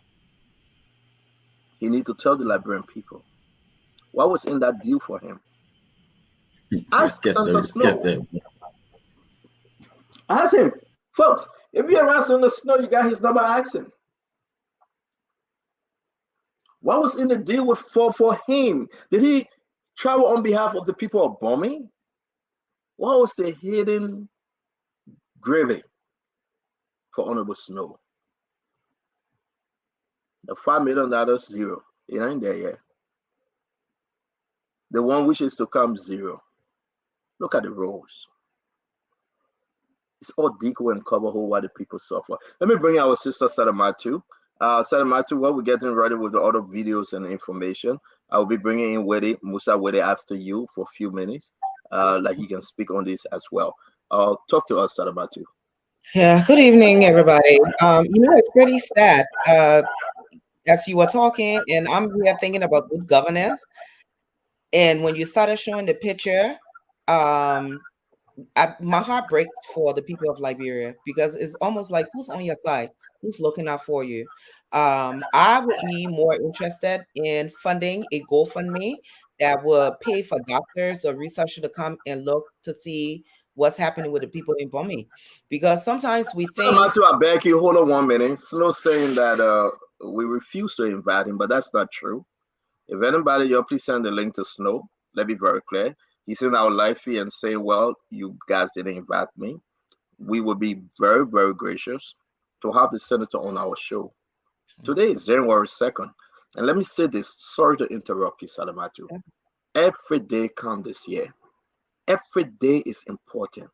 If you miss one bit, it will be detrimental to your own re-election or the process comes October 10th. So, Senator Snow, you stay a friend. This is what we just do. You are invited to join us. Kev, can you send him the link, please? Thank you. Salamatu, go ahead. Yeah. So again, I will be a lot more interested in maybe helping to fund doctors or who can come and see what's really going on with the people in Bumi. I think sometimes we think we're so far removed from things that happen in one county, not realizing that Liberia is very small. It's a small country. We interact. Our food, our local food, when they roadmap of how it gets to Morovia. So there's a lot of things that we are connected to in all of the other counties. So if people are thinking these people will be harmed just in Bumi, you better sit back and think again. That's how people were thinking when Ebola came in, that it would just be in the Lo-Fi area. First it would just be in Guinea, then it would just be in Lo-Fi, and so and so. And we saw how fast it spread throughout Liberia. So, when it comes to environmental, where's the environmental agency? Why are they not out there looking into it and at least putting out there, if it's not because of the digging of iron ore, then let us know. Let the people know.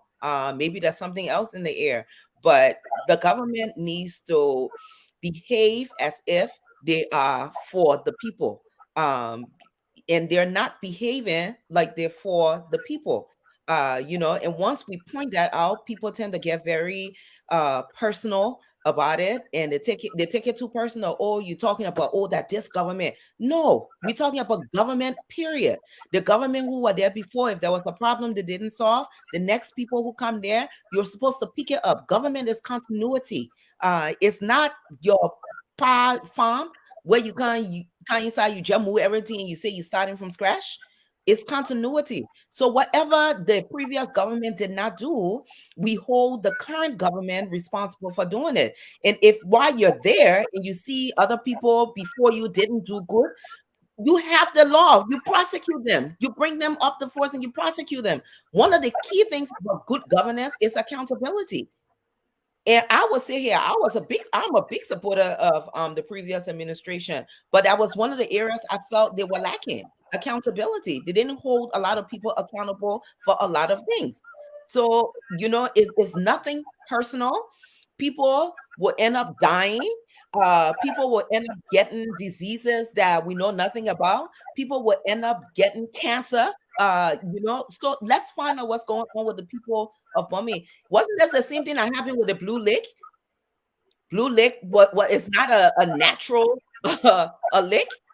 It was the same thing. The old equipment and stuff they had in one area, the water can't cover it, so to speak. That's what the people told us when we want to go look for Blue Lake. We thought it was some kind of natural environment, but it was because of some of these same activities. And years ago, we didn't know enough to say, what, it was environmental, and that it can cause harm to the people who are in the area, and in the long run, kind of spread throughout Liberia. So let the government come in. They need to let us know what's happening. Where's the EPA head? What's the head of the EPA? The people just come, and that's why it's so easy for us to believe that any little money that the people throw at them, they will grab it, take it, and go, because they don't speak up. They're not transparent about a lot of the contracts that they sign. They don't look out for the interests of the people in the county, whether it's health, whether it's any kind of development. And then they just sit back, enjoy the money. When they leave, another group come in, new government, they take over, they say, oh, but the other people did it. And we just see Liberia moving backwards, sideways. So thank you very much. We'll bring in Musa with a shortly. Let me read this. One of the folks that was part of this whole deal, the CEO of Elenito, when they first started this whole thing, this is why he said concerning bombing. This is exactly what he said. He led the process, and when he said the selection, this is what he said. This side, that the people that where they are on right now, he said that which we selected after meticulous testing is one of the most attractive mining sites in Africa. Imagine that area in bombing that those folks are operating on right now. He said it's one of the most attractive mining sites in Africa, both in terms of quality and access. So Fagon, there's a reason why the people would not leave Liberia. In the whole of Africa, the men say they've been going around. But when they spotted and tested that area in bombing, they have never seen a place like that. And here we are today, a company that will come to bombing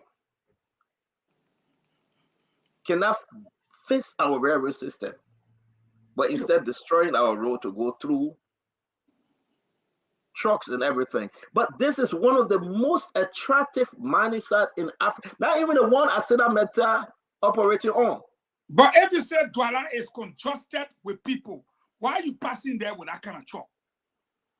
If the excuse for not putting the something that you say, oh, they play congested, we can't put railroad there. Railroad will be beside the beach, going into Boma Pier area there. But you passing those trucks. But who cares? Put it there. Come on, man. Somebody needs to be sense in the guy's head. I talked to Samuel Jackson. I'm not exaggerating. I beg you, I want to bring in Willie just for a few seconds. Let him make the case. Willie, are you from Bombay? Yeah, I'm from Bombay County. Thank you for joining the show. You hear what we are talking about. Give us your 2 minutes quick, because I believe Snow will be joining us shortly. So talk to us real quick, Willie. By way of introduction, Willie, I'm Musa Willie. I'm the national president of the Bombay Association in the U.S. And I think I want to thank you guys for raising awareness on the issue of human dignity, the issue of accountability. This is what we all should be doing. And those that have the mindset that because something was not done yesterday, it shouldn't be done today.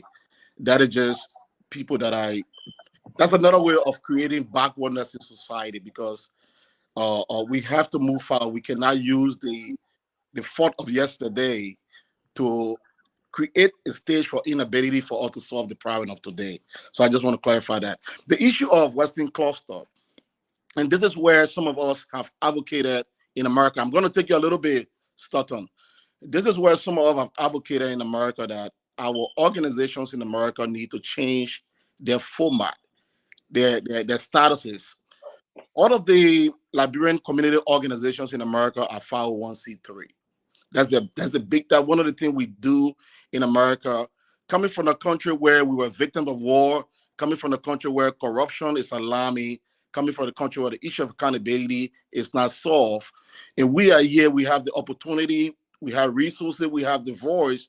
We need to curve our organizations in a way that we will have the voice to speak for our people instead of just doing humanitarian work. Humanitarian work is not sustainable in a country where there's no enabling economic environment for the people to survive. So if you're giving them every day, when they eat, what else they look for? They're going to stretch their hand for another one.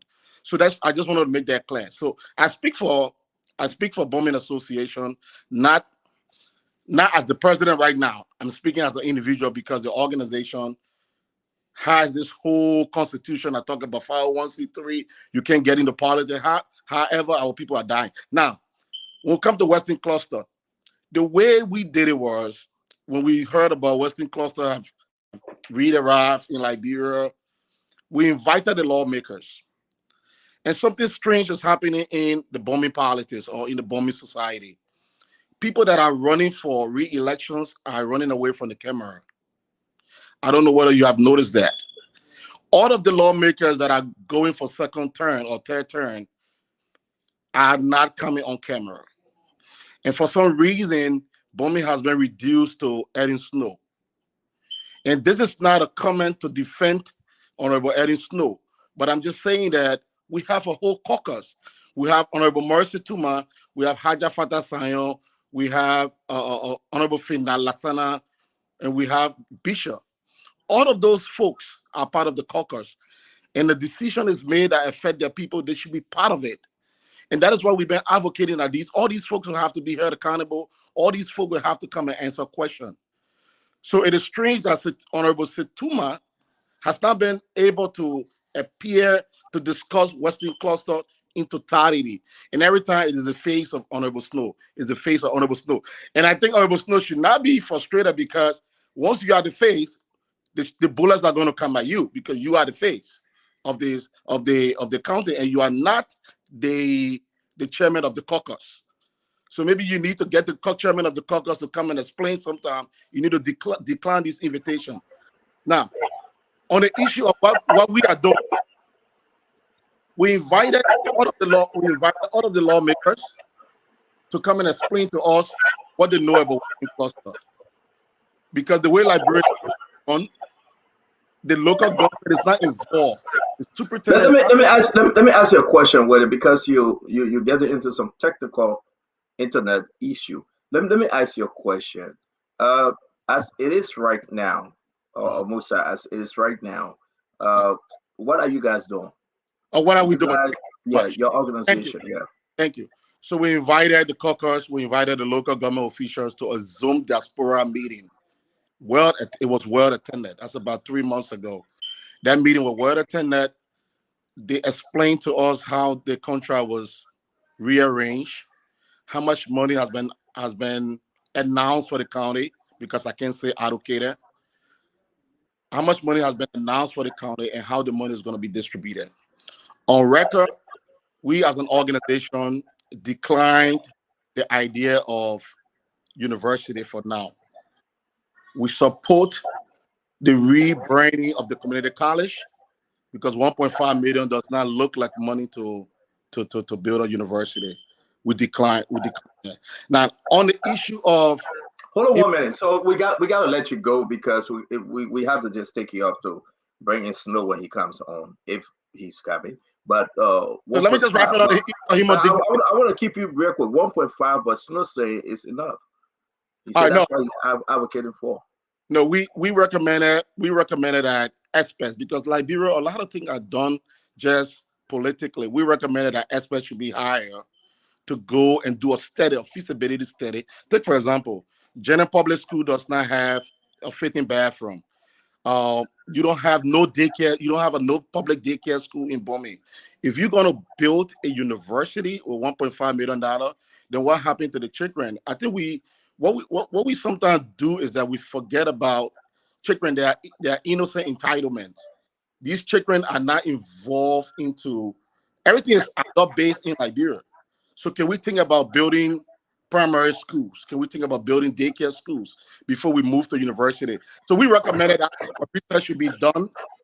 We recommended only 1.5 billion. We recommended that a thorough research should be done to prove that yes, we are ready to go to university status. So Musa, we'll be bringing you back on next time for us to have a full conversation about your organization. On the issue of human dignity, a team of let's say, a team of researchers, a team of investigators will be arriving in the country sometime February to do an independent investigation for us on this whole Western Cluster abuse, human dignity thing. Because a lot of time in Liberia, people just speak based on public. Would that team be of foreign investigators or Liberians? All right, they are Liberian, but a lot of them going to be coming from America. They are Liberians. Okay, yeah, thank you. A good number. I know we're going to have you back for us to talk even. So meaning you can't have them because they got something to eat and they get somewhere to sleep every day. It's good to see you, Musa, and we hope to have you back next time. Thank you. My pleasure. Thank you. Yes, sir. Yes, sir. Thank you. That's Musa Wade from the Bomi association here in America. We appreciate the fact that we have it, folks. Let me show you guys this real quick. James, can you put it up? But we want to say, let's give it our thought. How you sit to George? It's troubling. I beg you, let me go back to Kev Hassan, and I will come to you because it was Kev's turn. Kev, I understand you from bombing, but something about this just doesn't seem right. Something just with all the numbers coming up, the money about this agreement, and what I will share with you guys, and we'll have another show. It's terrible for the people of bombing, and it's bad for Liberia. Talk to us, Kev. Well, I'm from the practice of going back to know what caused the issue. I'm from that practice. Folks have that mentality and saying, "Why are you going back?" It bothers me. If the Unity Party is in the race, you're telling me we should not check them? You're telling me that we should not ask them why 54.19? You know why they're making it? Because they don't want us to go there. And I think most of the time folks are falling into that trap. Oh, why you audit them? You are in the race. We should talk about everything. What? The vice president was there with a bogus company called Elene 2 or Elene 2 or something by the name of Elene. It's a company by Elene, her son. He was there. He didn't resign. He didn't blow that whistle. Then you're telling us and telling the Liberian people, oh, you don't go back. I'm from that practice that you have to go back and ask, what happened? What happened? So if people say don't go back, it's a sign, Liberia.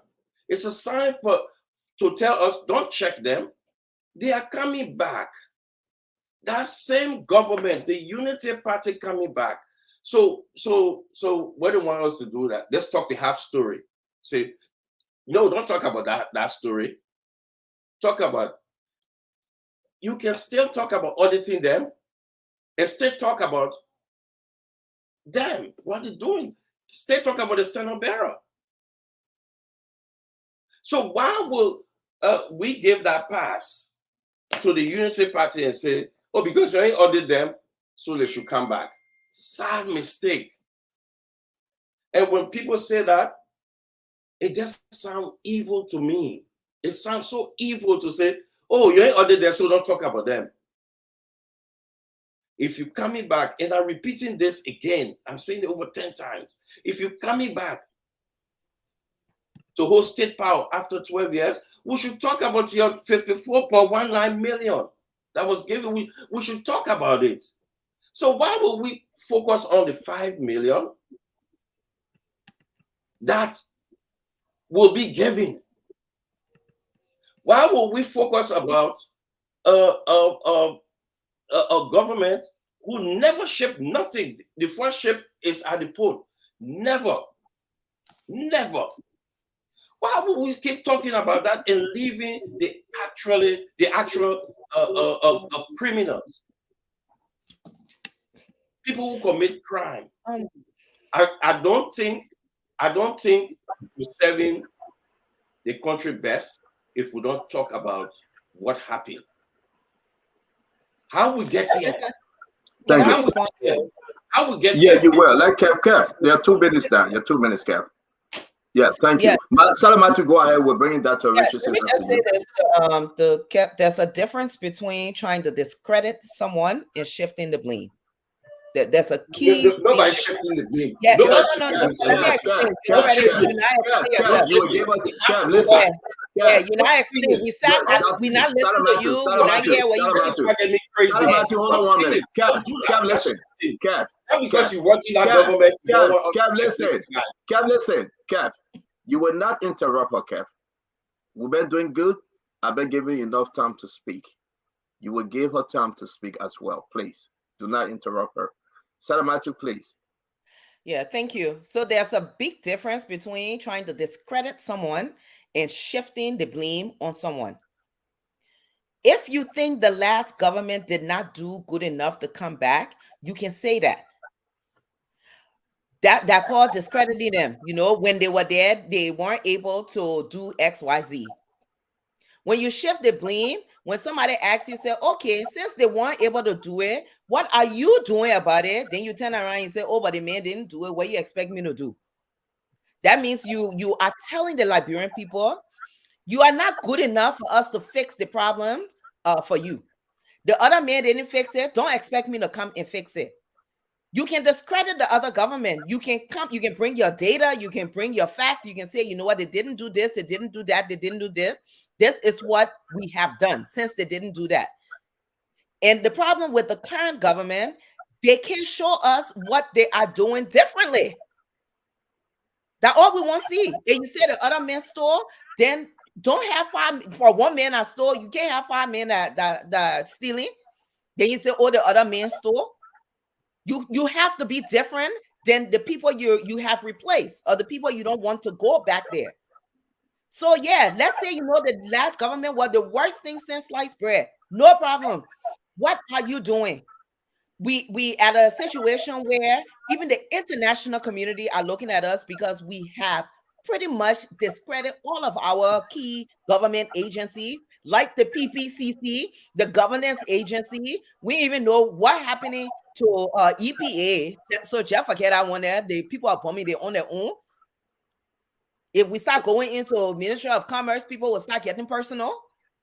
We can list a lot of the different agencies. Like, what are you doing? The international partners that actually spend money are saying, you know what? We don't even have faith in you to give you the same amount of money we're giving to the other people.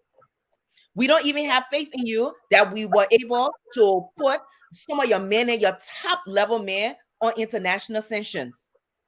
And then they come back again, give another speech and say, hey, look, we're not telling you what to do with the people, but just know that we are supporting your National Election Commission. And if we put sanctions on people and you elect them, it will show us they're not sure about corruption. The ambassador, the U.S. ambassador actually said that. And we're not paying attention.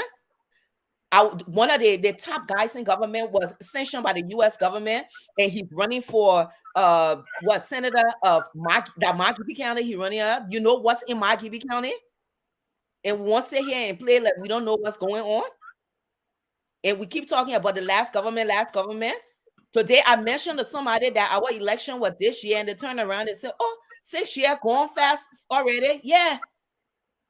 So that 6 years ago, we still on 6, 7, 8, 9, 10 years. We still saying, oh, they didn't do. What have you done? What Janet Jackson said, what you not do for us lately? What thing you not do for us? That the part we won't know. What are you doing for us? Thank you.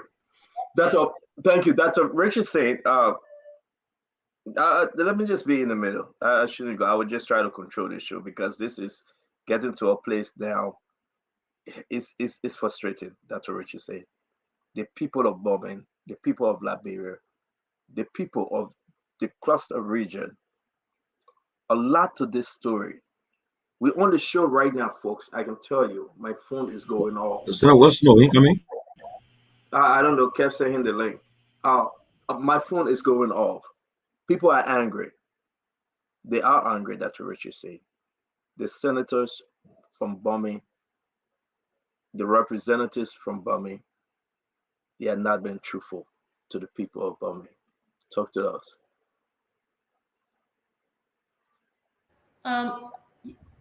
Let's stay with the facts. And, by going to what Honorable Fagon asked you to put up, item 5 and 6 of that MOU. That would tell you that the government is not only shifting blame, correct, but the government is telling us that the contract that they made, MOU supersede all previous provision or agreements that were made by any government, okay? So, or in conflict here too. The agreement as amended to the extent provided in this MOU shall be in full force and effect. So if you are going to criticize a government for not being in the best interest of the Liberian people, for not speaking for the Liberian people in terms of what they went, in terms of signing a bad contract, why would you put this provision that said that we are superseding this contract that we have, this MOU supersedes all other discussion that you have had? So this is why we are questioning this government's intent. Is this contract intended to help the people of Bomi? Is it intended to enrich a few? Or is it just intended to just say, even though we came to Liberian people and lied to you and say we are here for change, but we are just going to continue what the other government did, but we'll just sign a new contract? And this is what we need to be asking. And Salimatu rightfully said, and thank you, Mr. Musa Willie, for coming on and speaking for the people of Bomi County. I'm glad that you guys will be sending a team to do this research. You have a primary river, Simpoa River, that is likely to be affected by any kind of chemical, any kind of health hazard that will affect Bomi area. We know that the Simpoa River is connected to the Stockton Creek. We know that it's connected to the Maserati River. I've seen, I tell you, I'm a child, I grew up in a concession era. I've seen what happened when something dangerous happened in mine and flow down to water. Fish and all of the animals or creature in the ocean or sea or creek, they die.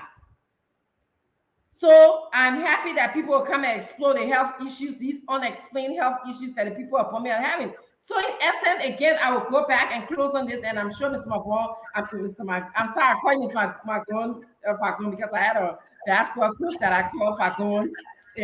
McGraw and Fagon sounds familiar to me. But you know, and we're gonna go back and gonna expand on this item 5 or 6 of this MOU. Their optics is just bad. How can you come and say I'm for the people?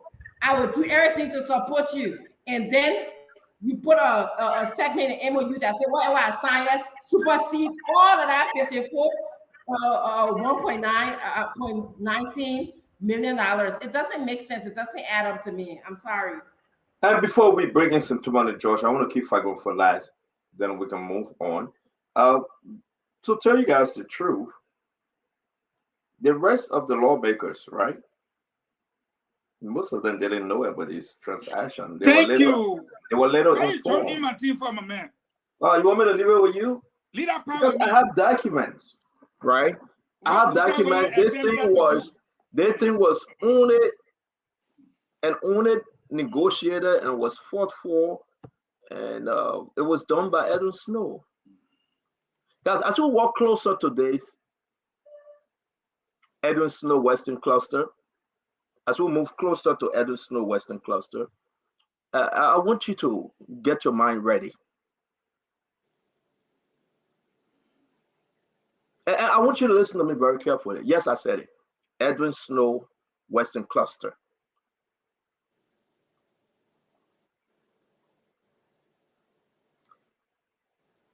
It's terrible. It's just not right. I understand the senator is not running again this election. He got his 9 years. Yeah, I understand the senator is moving. It will be 2029. But folks, it's just not right for my brother Fagon.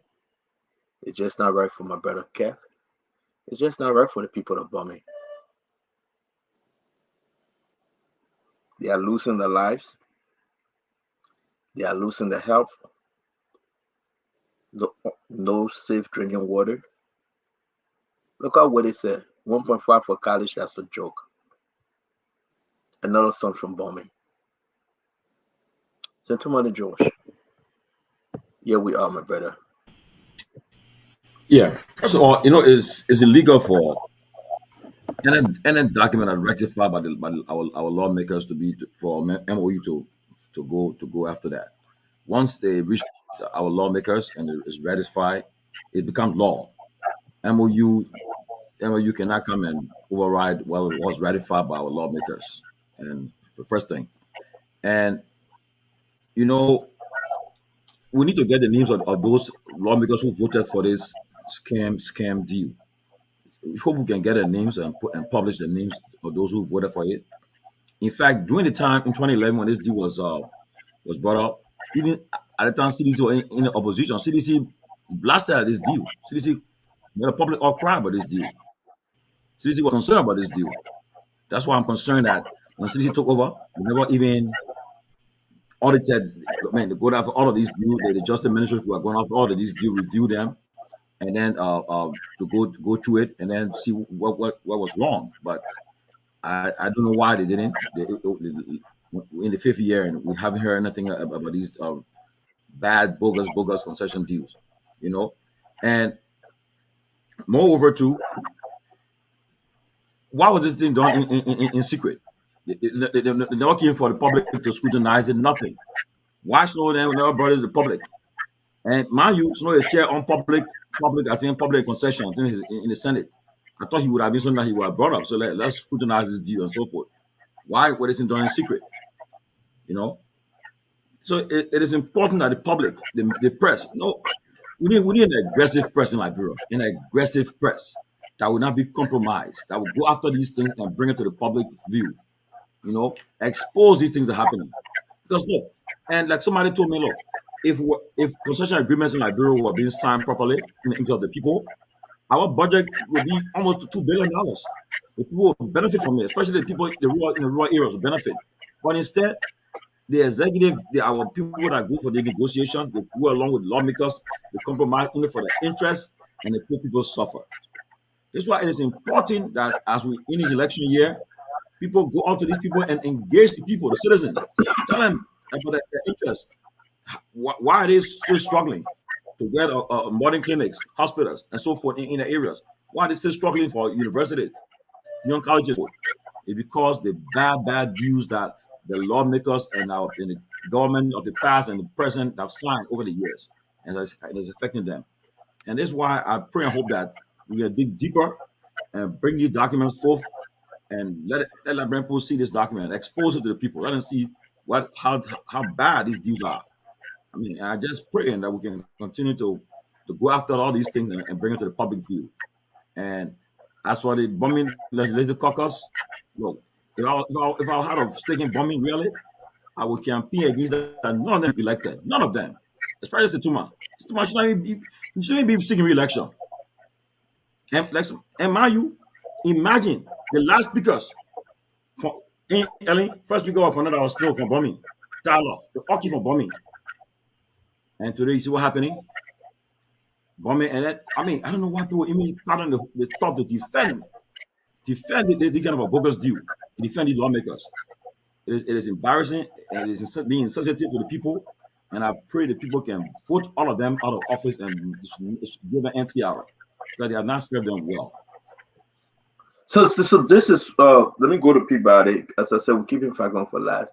This is CEO. Just imagine for a minute, Liberian. Just imagine if you're hearing us, wherever you are, Honorable Edwin Mervyn Snow and the Lands, Mines, and Energy Minister traveling to India for 4 days. For 4 days to get this deal done. Just imagine for a second. Pause. Stop what you're doing. Just pause. Just think. 4 days in India negotiating.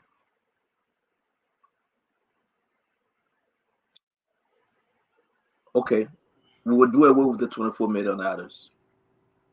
The country will settle for 10 mil. Is it logical to you? Does that make sense? But the people of I've been begging to people, I just begging the people of Bombing, right? Let me ask you directly. The people owe you 24 mil. You have Snow that say he have bombing at heart, he loves bombing, and you have the Land, Mines, and Energy Minister travel for 4 days to India. negotiated and said, okay, take off 14 million and give her 10. And as of today, the 10 million ain't reached yet. Yeah, but still, here's the thing here. They were also owing the government tax system. The tax system would be used for development, to pay civil servants, and all of that. To wipe it off. So I want to know who arranged for the taxes that these guys were owing to be wiped off. Okay. And then he said, look, man, we'll take that tax or do it, give the money. Personal interest right here. I'm looking after myself. I want some money. It's not in the interest of Bowman County. And we'll do this for you. Personal interest right here. Okay. Dr. Eugene Shannon, right? He was the minister of land, mine, energy, right? So I'm out to help him here. He was fired in Ellen government, though. President fired him. They fired him. There was a lot of deals that he was involved in, very corrupt. President fired him. Take the man, y'all go to India again, y'all do personal deal. There was a personal deal, and people got caught. Big ball 1, big ball 2. You know that thing? Big ball 1, big ball 2. They came out all that name. Everybody got a chopper. The very speaker, Carson King Kong from Bone County, they all go there. They get the cut. Then we come back and say, oh, man, forget it. We rearrange the deal. Then we sit down and blaming somebody. Why are you blaming me for money I owe you? You say, you don't bother me. You go and go credit for somebody else and say, oh, but you credit people, other people credit money, he paid that why, and I'm paying you back. What sense does it make? This is a deal. This is a personal deal to screw the people out of Bowman County. Ain't happening. I mean, as I read through and as I get information, people got cut at $6 million for the personal you put in the pocket. So other people got $2-3 million. And the close the poor of Bowman County and said, oh, building college, oh, doing this. This is wrong. Very wrong. Very wrong. And that's why we'll not go anywhere. Then you blame me. All day, you didn't do nothing. You should have gone after that. If you registered to do something, go after that. You didn't do nothing. Then you blaming the UP government for nothing. They set the way for all these different concession things that you got, but you overlook everything. PPCC then you bypass them. You sending senator to go collect deal for you. So you know how investment commission, all of that. There was a personal deal, bro. Just not in the interest of people like that. Personal deal. I'm upset right now. But I know you're upset, Dr. Peabody. Before we get to far gone, it's important to note, though. If you look at the history, I will give you the time, Kev. If you look at the little bit of this issue, you should understand also why was this thing. Maybe Fargon will help us. So let me hold this and let you hear what Kev have to say. Kev, real quick, your 10 seconds. See, I want folks to understand. Unless folks want to do it deliberately. But I want folks to understand this is not a CDC deal. This is a Unity Party deal for 25 years. They signed that deal for 25 years. You cannot cancel the MBA. It's a law. You cannot. So take that. When I hear intelligent woman like Salumatu then tell you, oh, cancel it, oh, that to people, oh, do this. You cannot. You cannot. We shouldn't send wrong information to our people. It's a 25-year deal. The only thing you can do, you can try to see how best you can make it better for our people to get jobs. When the COVID stopped, they stopped. It was better to waive taxes. And number one, I never said that you cancel the deal. I didn't say. And now don't put words in my mouth. I never said that you cancel the deal. What I told you and your government is to do by the deal.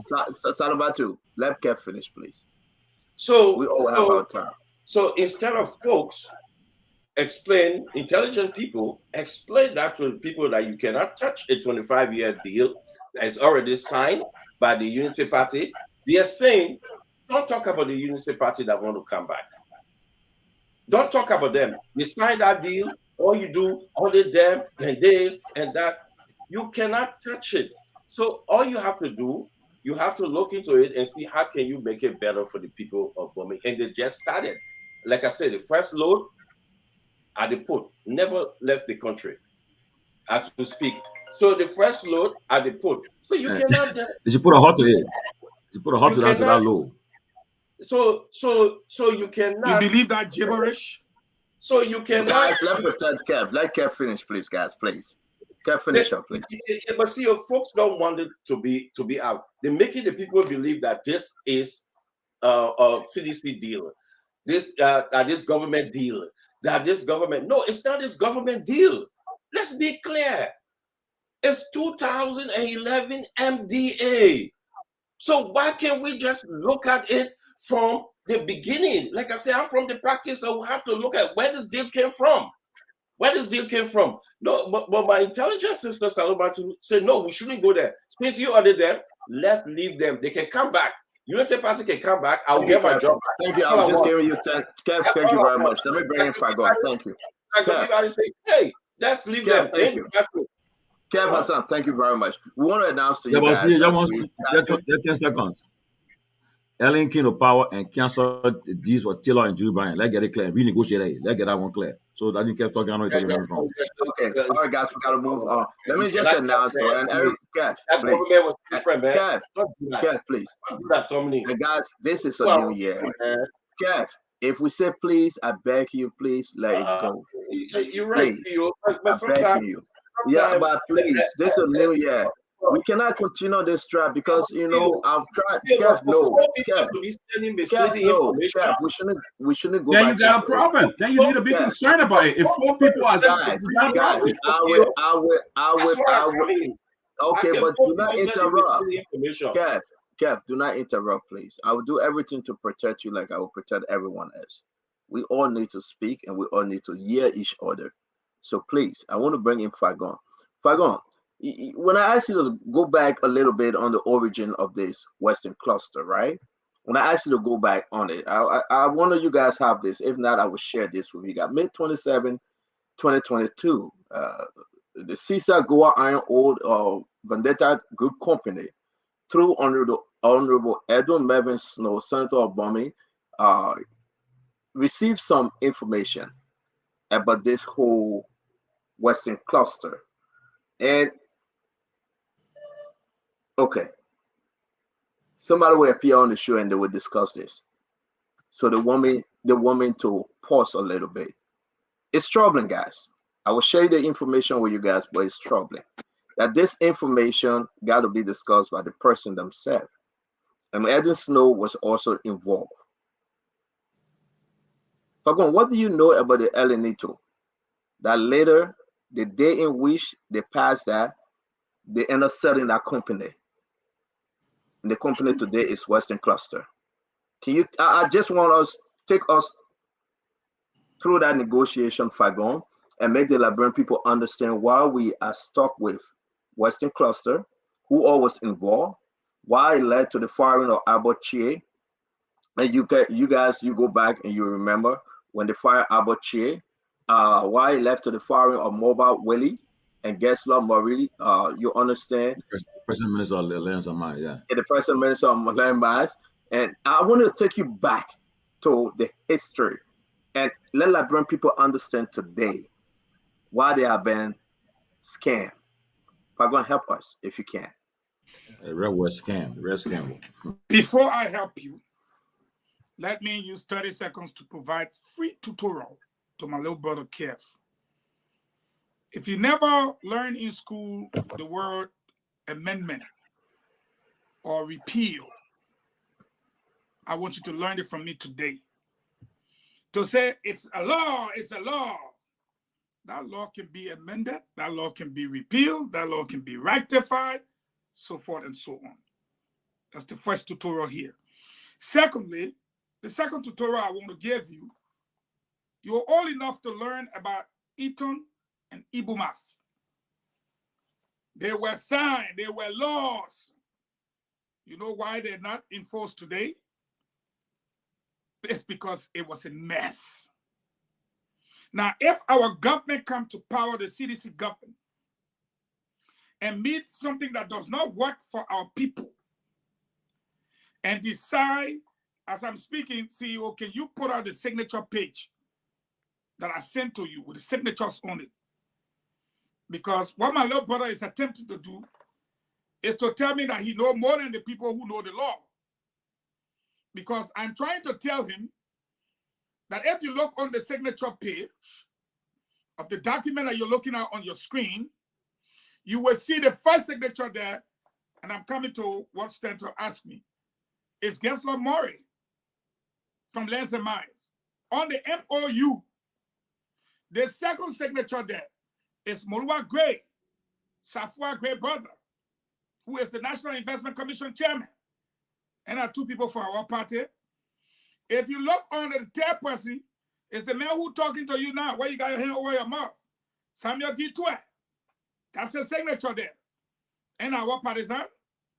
And if you look there, you will see the name Frank Musa Dean. You know law more than Frank Musa Dean. That Frank Musa Dean sat down there. Please put my page up now for 6 and 7. Now, you know law more than Frank Musa Dean, who on number 6, as you are reading, the provision of this MOU shall supersede all provisions of the agreement which are contrary or in conflict hereto. That means the MOU now. The agreement as amended to the extent provided in this MOU shall be in full force and effect. You know law more than Musa Dean? Can you give me number 7? You know law more than Musa Dean? But when we use the word supersede, Edwin says, no, it's not possible. But Edwin still did not read his own MOU. Let's go to number 7, that the one that should make people you. No, can you? Yeah. I'm sorry, it's not up yet. Continue talking. We'll put it up. I can still get it from my own sense. Yeah, we'll put it up. Number 7 says, this MOU. If I want you to listen to this English, for which our people are dying in the MOU. This MOU, I'm quoting you, forms the entire agreement between the parties for the resumption, that means they should resume, of the company's operations. There is no other agreement or understanding between the parties. Watch out. So that agreement you're talking about for 2011 and whatever, you read in English, there is no other agreement or understanding between the parties, period. Kev, before I answer this man's question, quickly, let me say this to you. If you read number 8, it says the obligations, and I'm quoting again, of this MOU are binding on all parties hereto, and the benefits thereof shall accrue to them as expressly provided herein, or as reasonably expected from the terms thereof. We're looking at stupid people here. They're not put the real water. We need to go to college now to interpret the MOU. But I will say this. The Abachi, the Gensler Murray, the Samuel Twe, the Musa Dean, which government they with? That way early government or your government? That way early government or your government? Those people are with our government. They are our own. And we should own up to it. Elenito King, while the people are looking for a company, the people say, let's face something quickly. They face it within 23 days. And they flipped the company for 80 million. The people are bombing never saw Peswa. Tingelinge, they didn't see with their eyeball. Who was there then? Was it not Gensler Murray? Was it not Abbott Chie? Was it not Edwin Snow? Was it not Tyler Devine? All the people are calling, are they United Party people? Careful, we need to be careful. Because if we play politics with Liberian people, they will play politics with us. They wrote this MOU without regards for the MDA. And yes, the other post stole 54 million. Papa, you and myself should be crying. But what are the other people stealing now? Today. So should we run for the 54 million and lead the one that people stealing? Or should we stop them from stealing now and then go back to investigate the 54 million? Who are supposed to investigate? Are Eugene Fagon or the CDC government? The CDC government. Why did they not investigate the 54 million? The answer is simple. The investigators were the culprits. Let me repeat. That, maybe I spoke big English. Salima today, you please help me. The people you want to investigate are the culprits. Snow was represented at the time. Tyler was speaker. Bridget Divine were all there. Now our partisans. So what do we do now, brother? We investigate ourselves first. And this idea that Joseph Barker, president of the Senate, was there, then you don't know civics. The vice president is the president of the Senate, but he does not vote unless there is a what? Tie. Now free tutorial again. So he presides. Let me hold you 1 minute. Let me ask you a question. Maybe you know this, and it's good to.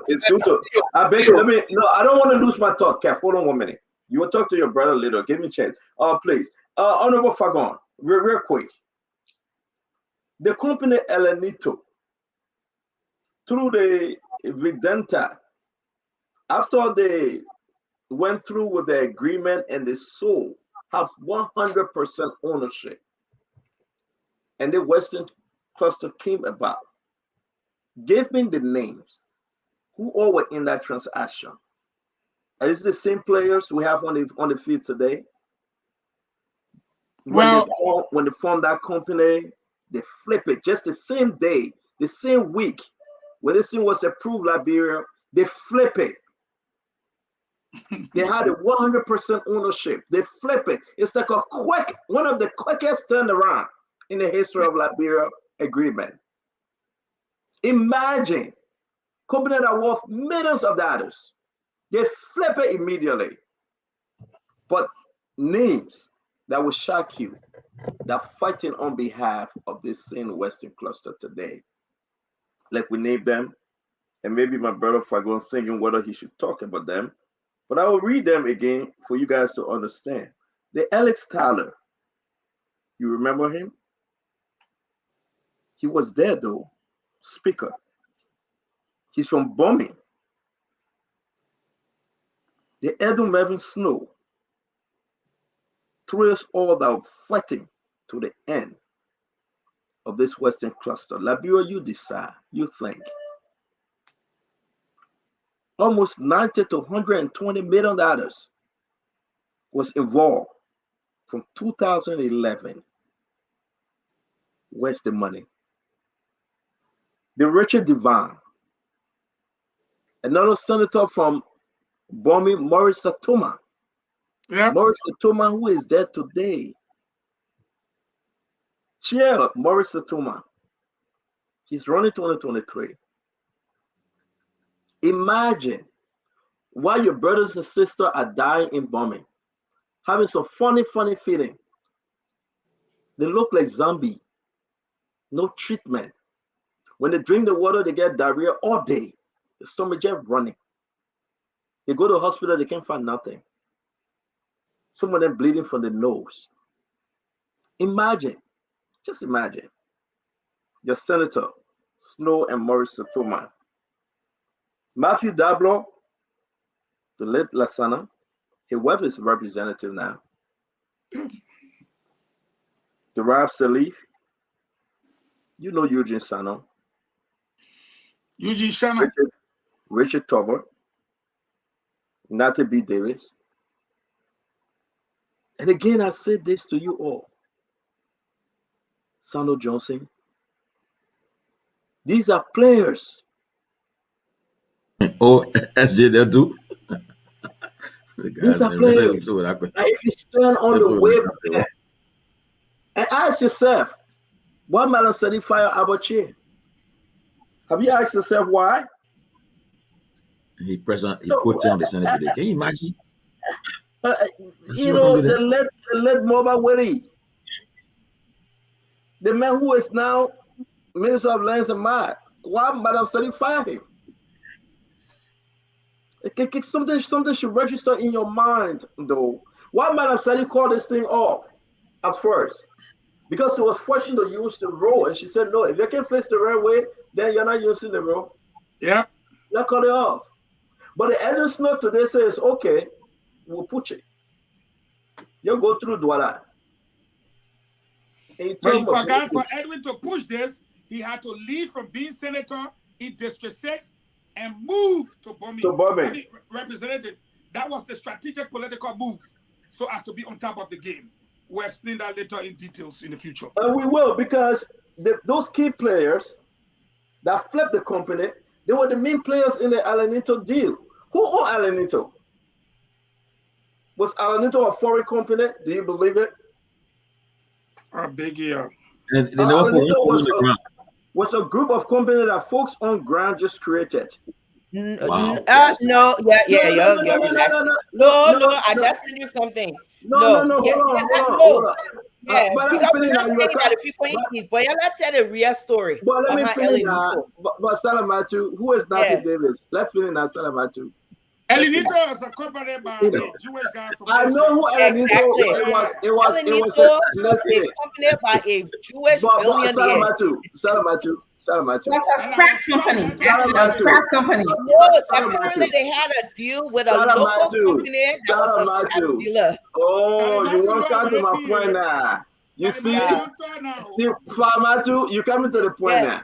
Let me tell you this, Salamatu. We were forced them to tell the truth. We were forced them to tell the truth. Who all were part of that transaction? When you talk about Elenito coming from another country, working with the players, the key players, we will call the name 1-1 and we'll ask Liberians, who are these guys? What were their involvement? One of them walked away with $2 million. It may shock you. One of them walked away with $2 million United States dollars. Today they are comfortable. Yeah. When you come on Spoon and you bring up this story, Fagon, people send you all the information. Double and triple. Yeah. Like they mean they poor with the money. It is crazy. Okay, going to reinforcement. I think the internet went off. It is crazy, and I hope that I hope that we as people can come together and speak truth to power. Somebody is here in America. They receive their own money. They're serving as consultant right now for the Western cluster. They still getting money. They're in communication with the folks, and they're still doing everything possible. Trust me. Everything possible. But sometimes, in 2018, President, we are appointed a special committee to review all concession agreements. But up to today, I don't know the outcome of that committee report. My man, okay, I will let you behind me. Oh, but they're part of this thing. Wasn't also a part of it too. So what happened to that committee that reviewed all the concession agreements? You haven't heard anything? Where is it? Well, you see, and that's the part that kept not understanding. You came in, you can't get information. You had an opportunity to review the stuff because apparently they weren't operating, right? Western Cluster weren't really operating. They were not operating at all. Yeah, so you can take it back to that's even more reason to put a code on it and say, you know what? Since you have not done what you are supposed to do, blah, blah, blah, we're going to review. Can I ask you a question, though? Because a lawmaker saying that they can call to revisit this deal, and they would do it when they return. They're saying that they will call to revisit it, and I don't know, and they're saying that they want to investigate. I hearing they'll have a press conference on this thing this week. The pictures that we are showing right now, people getting sick, people noses are having nosebleed. From nowhere, Fagon, your people in Bombay having nosebleed. You're talking about the people horse that are falling down from the blasting? That horse. We're talking about human being. Horse when the horse fall on you would die. No, but before it fall on you, your nose start bleeding. So after that, then we come to the horse falling. It's concerning, guys. Because betray the public trust. It's concerning. I want us to open the phone line because it is important. I want us to listen to the folks. And tomorrow we have a good conversation again. Let's open the phone line. Before you open the phone line, can I just say something about El Anito company? And I think the reason that I'm pulled to saying this is that how our leadership tend not to vet these companies before they get into contractual agreements with our government.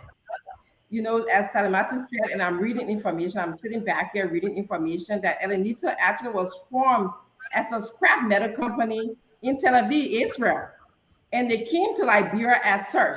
And the person who was actually Mr. Amir Nagami came to Liberia to engage in scrap iron business. That's what he came there to do. We got our information. We were keeping it. We're keeping it for round 2. Yeah, no, because I think when people hear El Anito, they say that I'm not following the why Kev said. No, Kev said that Ellie. No, we're not talking about that. We know better. But we're keeping it for round 2. That's what Rich is saying. It's something about that agreement. But you should understand though, like Salamatu said, you have lawmakers on the ground that had their own group that accepted the El Anito, and the word somebody use, I don't want to use it, and they make money all by themselves and for themselves, not on behalf of the county. It's a dark side to this El Anito deal in Liberia, a very dark side. But we discuss it because we all of time. It's just simple. My point is why you just don't do simple vetting of these companies. You go from a scrap mining company to a mining company. You can't eat plenty when you start looking at people who actually have the expertise. When you go after real company, real serious company, it's very hard for them to take money and give bribe. So you start going after the little companies that you got one major company, and then they create all these small companies to operate, of course, on our little continent, in little groups. When they get in trouble, they dissolve the company, they move on to another small company. Let's go to the line. I confirm that Senator Dino will have a press conference this week on this Western cluster to expose the whole deal. So I hope it shouldn't be only Senator Dillon. It should be the rest of them. And when it says something though, Musa says something. Musa said you find out most of them not going in front of camera. Those are running the game refuse to go in front of the camera because I don't know why. He just said that. But I hope it shouldn't be only Dillon. I hope lawmakers can go and say the truth. Since Kev sent the link to Snow, he said he won't come on. But we stopping him. When last we ever stopped Snow from coming on us Spoon Talk? You know that wasn't fair, but we want to say to everyone, it was important that we discuss this Western Cluster story. All Black 13, another one again. We will be talking about All Black 13.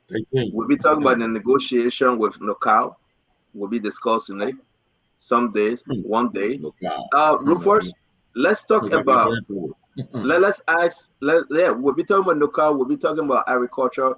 We'll be talking about fisheries. Okay, we'll bring you ministry by ministry, and we'll dig deeper into the achievement, the downsides of the ministry or entity. It's important for us to do this because it will help our country. Rufus Divine, let's open the phone line. Try your best. Let's listen to the folks concerning Western Cluster. 0777 771075 0555 101075 are the numbers to call. Hello. Yeah, good evening. Good evening. Yeah, I'm Maurice Tamba calling from Twitter Factory. Let's hear you. Yeah, first of all, I would like to greet all my friends and brothers up there. I will come to the topic, but CEO really I've been trying to get to you several times, even go to Emmanuel. I get a number, but it was impossible. They denied me to get to you to get a number. But to the point, I will come there. I know that CEO, I'll get one day your number. I'm trying to get your number. To the point, let me tell you one thing about our senator which is Senator, the senator from Bomi country. We are elected him. We elected him with over there who were humbly and knew that yes, he was coming to behave to us like that. But so it was no, many people are saying before that he saw crook, he saw somebody that is not straight, and we forget to know it. We the one elected him over there. But now we are seeing that yes, no is not in the interest of the people. So we are getting there small, and we're knowing it. So thank you for me to expressing my point. Thank you, my friend. Thanks. Hello. Hello. Yeah. Good evening, my brother. Good evening. Calling from Banana. Go ahead. Thanks. I'm very grateful to Thankful family this evening. There is bigger Senate politicians in this country. If we, the voters, will not clear them away, the country will always be trouble. Some of them, they tell us that they are good, but the benefit they're getting individually is more than what they're supposed to give it to all we are the voters for this country. So let me be very frank with you. The education given to the right now, I promise you people, coming October, the election will be far different. The green grab politician is going to be moved out, especially Honorable Suno. You always follow what a SUI is. Thomas Fowler, he follow what a SUI is. Sir Joseph, he do everything in the name of masses of people, but he always getting what benefit. There are so many, the listing is wrong, and we have already checked my then. I believe it will be out come October 2023. Thank you. Good evening. Good evening. Your name and the journal somewhere. This is Cindy Goli calling from Mambati.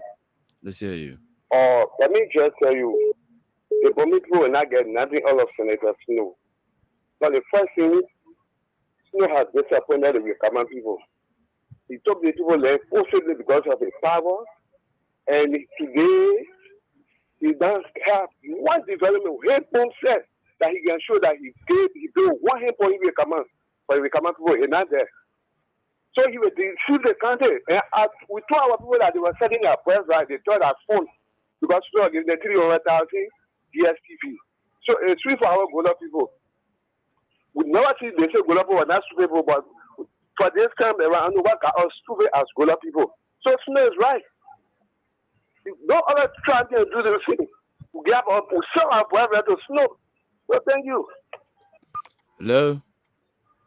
0777-77-1075 They got a just focus on typical Gola man. Hello. Yeah, man, English, you know. Good evening. Your name and the journal somewhere. I'm Abin Baba calling from Tottenham, Birmingham County. Let's hear you. Yeah, thank you very much for the show. I've been following. You know, the issue with Western clusters is something that is affecting the citizens in Birmingham County. As we speak, the only middle level forestry training institute in the entire country, which is FTR, is in Tottenham. And where Western cluster is blasting right now is affecting the people on campus as we speak. So there's a name that the government do so that the life of the citizen will be protected. Thank you. Good evening. 0777-771075 0555-101075. Hello. Yeah, good evening. Name and journal somewhere. This is Jared Kepler-Colley, Captain Jared Kepler-Colley. Let's hear you. Well, my brother, we had a situation in Liberia unrepairable. Our guys who elected to preside over the leadership of this country. They don't read. They're highly criminal. They only want to get what they want to get. It's regrettable. People like Snow will sit down and gamble the people of Bomi County resources for their own interests. But I think we need to arrange ourselves and understand what is happening to this country. Liberia is one country in West Africa that got resources and the citizens are poor. Having said that, I want to say, let's go back to the comprehensive peace accord. That's the only way Liberia will be sitting on the wheel. Thank you. Good evening. How are you? Your name and join us from where? I'm coming from Peace. I'm a citizen of the country. Let's hear you. Go to my brother, you need Sakon. Brother Sakon, you know, everyone has this upon the There is no, we were in Bomi Country, I'm on Lima, Gola in Bomi Country there. We fought for everything to vote to do when we used to call you in a way. Look at Boytan from Boytan to go Yawaya. Look at the people put in the we never look at a spot. The machine moves from, I mean, we never move there. From there to go to Mama Bishop Farm. Let's look at that distance. The road has strong, nothing for us over there. And that's when Lima has got when they're in Bomi City. We need to go Lima, we see what's going on, come to our second home, see the kind of disappointment in the place there. We feel very the story. When everyone calls me, they want to see what you have done to us today. See, at the end of don't our daily respecting the national, I don't go back there. They have a little more information, but I'm telling you, brother, I'm disappointed. I'm going to map for me to this. Yeah, I got Paul Kennedy from Mapolo, please. Yeah, I agree, my brother. Let's hear you. What's your name? I'm actually calling from just number 10, Clotham Palace. Let's hear you. Yeah, you see, brother, poverty is not good. It makes you look like a fool. It's what we are coming to. We have a lot of people in the hall there that had a country at heart. But now we take them to be somebody like a stupid. But people who just want to pay jamu with the life of the people, they will be so proud or say that I'm a labyrinth. Because you are paying jamu with the people and getting money in wishing yourself. You are not thinking who gives you the money and you thinking where the money is coming from. You think how to deserve your country, but you're not thinking of yourself. For this country, 2023, my brother, we are already in the 2023. We're able to see our best to take our popular weapon against those criminals in the hall there. Thank you for the platform. I got Paul Kennedy from Bapolo, please. Go ahead. Good evening. Good evening to the Spoon family. Thank you all. Thank you, everyone, for this conversation. I'm glad that we as Liberians, especially the media entity like Spoon and other people, are beginning to show light on the kind of challenges that are coming to our people. And I like that Honorable Fagon was very clear with the issue of the MOU versus the MDA, which is the Mineral Development Act. The MOU, which I don't think should be the case where, the MOU supersedes, but to his point, he was right. When you make amendments to any sitting laws, whatever that memorandum of understanding to that amendment, it becomes the preceding to that sitting law, which is even inscribed in the section 6.6 of the article he read, that this supersedes. Now, somebody's argument is, why didn't we go back to check the previous MDA law while we're talking on the MOU? I think it was kept. Once the MOU says that the MDA becomes non-void, even the time we use that word, but it says supersedes, means that every action going forward now will be it. And somebody said, well, why don't we vet? I think it was Dr. Chinaway, right? She said, why don't we spend time vetting? Well, you wouldn't vet if you have a compromising interest. If you notice, most of the folks who signed the first deal were actually fired, and they are now currently working or associating with this current government. Do you actually think they will be going back to be checking themselves? Mm-hmm. So, I go to Babolu using the role of bombing through trauma burn. It is very deplorable.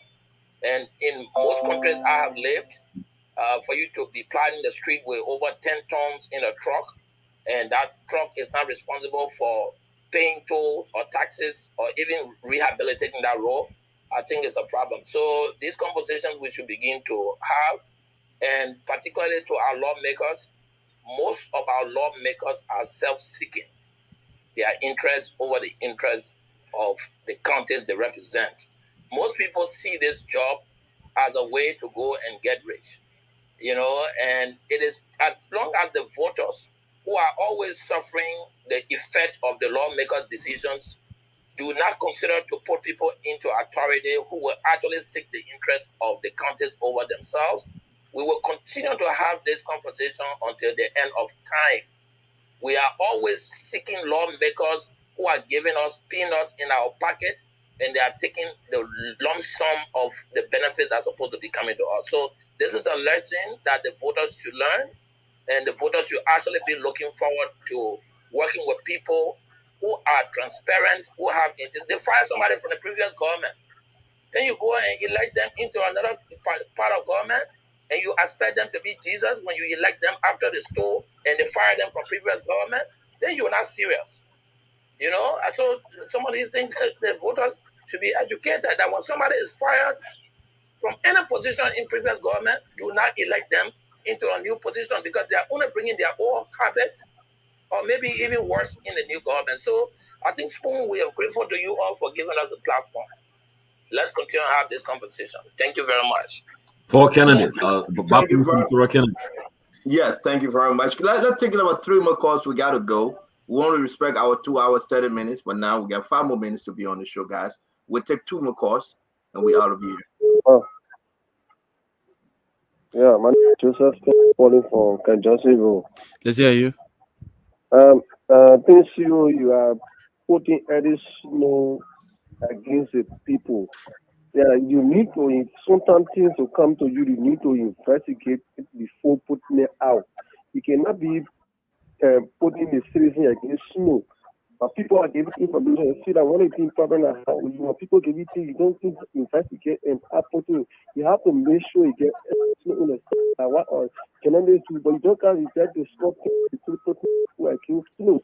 Here is now a community have best for me. So be better careful what people give you to you. So all the documents that they're publishing that people are using. It could be from coming on to suffer things to the public. Because what you say, when you accuse people, when you say alert, when you say alert, what you see or not. Still listen to the man. Let's move on, man. Yeah, the man see the documents with facts that he talking about. Say they put in against the man. Hello? What's your name? Spoon FM. What is your name? I'm Jonathan Murphy. Spoon FM. My joy. People's joy. My station. The people's station. Happy New Year. Happy New Year. I want to say thank you very much, man. Dear Frank, thanks to all of the callers. We appreciate you. We appreciate your time. We have another discussion on Western Cluster. We got about 3 more minutes to go into the program. So we'll stop this file with the course. We'll go around to do our closing. It is important to note that we love you all. When the information come up, folks, let me say this. The question. We've been holding on to this information. Hold on, Kev. You take a question finish? Yes. We take calls, not question. Sorry, calls. Yeah. Because look at the time. You got to go for dinner with your family. So I'm trying to wrap this thing up, right? So we want to say real quick, it is important for us to we would try to do on a 2 hours, 30 minutes because of the time difference. The guys got to go home. We got to get ready for tomorrow's show. I've been having this information for almost 4 months about Western Cluster. But I always told my brother Kev, said time is everything in this game. We have investigated to the young man that said, well, we just put out the information. No. I have spoken to Snow and other folks that have some information on Western Cluster. Actually, that Snow said, you know what? Let's discuss it, Stanton. 2 days ago when I spoke to Snow, he said, let's discuss it. I got a lot of information, a lot of videos, pictures, and everything on this Western Cluster. And I can tell you guys, we will be bringing out this information. We will. We have to help with the discussion. For my closing today, we'll take away the feelings, but we're appreciating the fact that we are discussing Liberia. It will always be about Liberia, every country in the country. I want to say thank you for joining Spoon tonight. As always, we love you and we wish you a happy, happy new year. If you're on the other side of the aisle, please do not feel bad. We'll discuss your people, we'll discuss your story likewise. But this deal, wherever you are, you decide whether it's a good deal or bad deal. The chemicals that went in the water turning red, and all those issues that are affecting our people, we need to discuss it. For example, you got to take a look at this one. The sunlight is the name of the camera they use. The water turned red. It's out there. People drinking very bad water. Very bad water. They are getting sick. Some people just don't even know. They say that chloride, that running stomach, yeah. Give them terramycin. Oh yeah, put the lamb in the water, let them drink it, will stop. People getting cancer, they don't even know. So the Edo Snow and Western Cluster, we'll discuss it again. The Satuma and Western Cluster, we'll discuss it again. The Alex Tyler and Western Cluster, we'll discuss them. Sandro Johnson and Western Cluster, Natty Davis and the rest of them, we will discuss them again. We want to say thank you for joining Spoon. Thank you for being part of the conversation. Above all, Liberia remains. Let's do our closing, guys. Dr. Richardson. So I want to start off by telling Musa Wali, thank you for coming on the show tonight, and thank you for arranging a team of Liberians in the diaspora to go out and do research on what is causing or contributing to the health hazard for the people of Farming County. I also want to say that my heartfelt concerns and thoughts go out to the people of Farming. I hope that you will find solutions to your concerns in which that the government failed you. I also want to talk to Mr. Paul Kennedy, who, yes, Paul, I did use the word vetting, and you're right, it's hard to vet yourself. You're part of the deal. But I was hoping that moving forward, just a simple Google of El Nito, you will know that it was a fake company. It just took me 1 second to Google that company, and I realized, oh my goodness, somebody should have done that. They didn't even qualify for the bidding process. I want to move on to some of the tendencies of our leaders that allow them to behave in a way that they don't speak to Liberian people's interests. And the tendency is they believe that they are above the law. When someone can go and put in an MOU that this MOU supersedes all other law, which was bad for the country, that tells me that the person who went to go speak to the people of Liberia say, I can do anything I want to do. No, nobody was holding me accountable. In fact, I'll get re-elected again by the Liberian people. And so this is how they blind through our people. And those are us that have the ability to read and write. We have to be the one to speak for our people and to educate them as to what is going on in our country. And I'm thankful that Spoon can provide such a medium for us to do that. They will come here and think that the Liberian people should benefit from the chicken change that it will give you. These little, oh, we're going to build your community college. We're going to build a small school here and there. And knowing very well that they are enriching themselves. The thought of one of our own representative or legislator will be owning a trucking company or be involved in a trucking company contract where he is making money from the people of Farming County. Why they lay there and suffer and getting ill disturbs me so badly. It does. Who does that? Who does that? You know, when we continue to let Liberian people tell us, oh, poverty is not on the decline. We had this discussion here a few days ago that has also bothered me as well. Oh, poverty is not on the decline. All the reports from the United Nations, from all these other international bodies, they're not correct. They're wrong. This is how we blind our people to continue to enrich ourselves. When you know very well that these people have researched our country and have established that poverty is increasing in our country.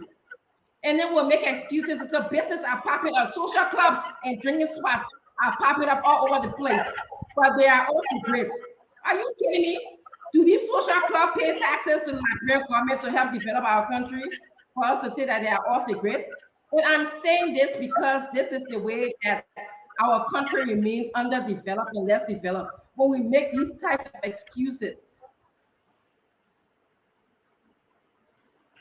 So Liberians today, those of us, again, who can read and write, whether you're a third grade reader or you're a college graduate or you're a professional person, we are supposed to be responsible to at least inform our brothers and sisters who are under our voices today.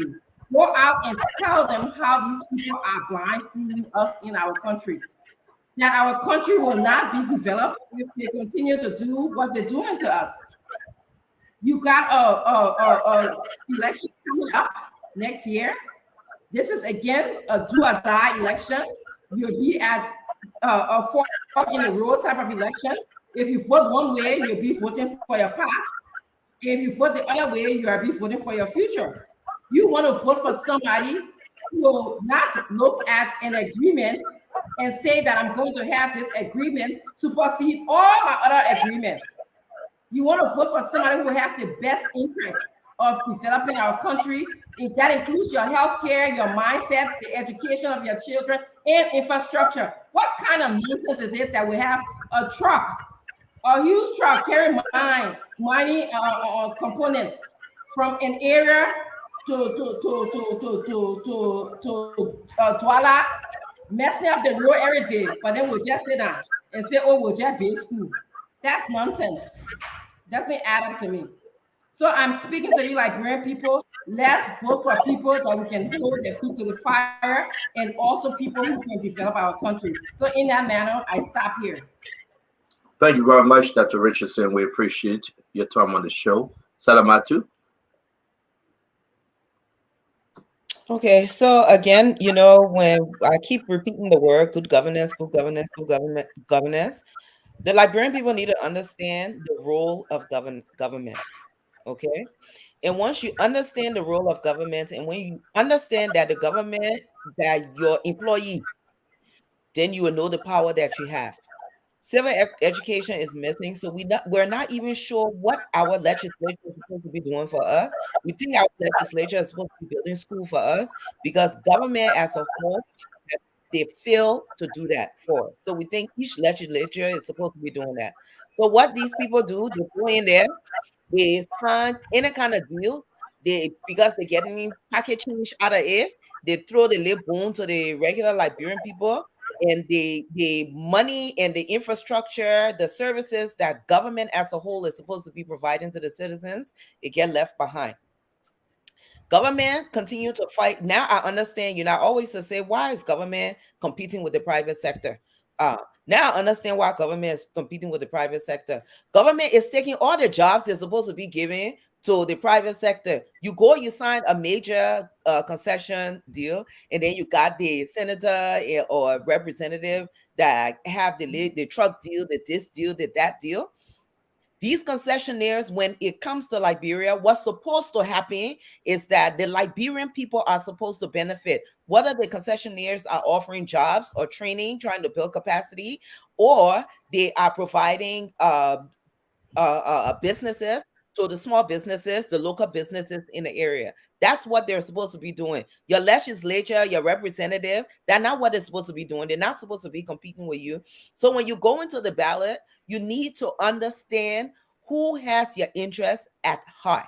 Your interest, meaning the person who will go talk for laws that will make sure you have schools there, will make sure you have healthcare there in your little area, will make sure they create some kind of enabling environment so you can be able to do your business and grow your family or take care of your family. That's the kind of thing we're supposed to be thinking about. We're not supposed to be thinking about which representative coming here to come pave the lay road here, or the representative that coming here to do the little hand pump. And speaking of hand pump, as you were showing the picture of Stanton, it hurts me because, I live in a country, and even when I'm in Liberia, I have access to clean drinking water. I can go to the grocery store, I can buy it. But most of the people outside of Liberia, in many parts of Monrovia, in the capital city, they depend on wells. They hand pump, they dig the well. You know what? When we were at PCC, one of the issues that we had, people creating cemetery just anywhere, because when you go and you dig the ground, they tell about it that the water you're drinking from the ground, that they tell about it, that where people now bury their body. Now to see that we have a major company that's somewhere in bombing, because they're not in the city, they're drilling, they're digging cyanide. We know what cyanide is. We know. They're doing it just everywhere. EPA, the Liberian government, nobody cares where they're doing. They're not even zoning to say, you know what, if you're digging here, nobody can live here. We'll relocate the people. We will educate the people. We'll sensitize the people. They're not doing any of that. They're waiting for us to die plenty. And then when we die plenty, then the next thing people will be saying, oh, but you know what, like Ellen Johnson said, he brought the company here. We won't be looking into account that, okay, this company was brought by another government. Nevertheless, since we here and we were complaining about the company when the other government were bringing the company here, we complain about the company. Now that we in power, the company, let's look at the company. Let's see what we can change to make it better. If we can't cancel the deal completely, let's see what we can do to make it better. And while you're doing that, you communicate with the general public. You let people know what you're doing. Everything again is on hush hush. Nobody is transparent. Then when the stuff hit the fan, then everybody won't be getting mad at the messenger that coming out and talking about this deal that it looked like there's no, I have all the talking we've been talking about this deal. We haven't seen anything that's beneficial to the Liberian people. So somebody please help us.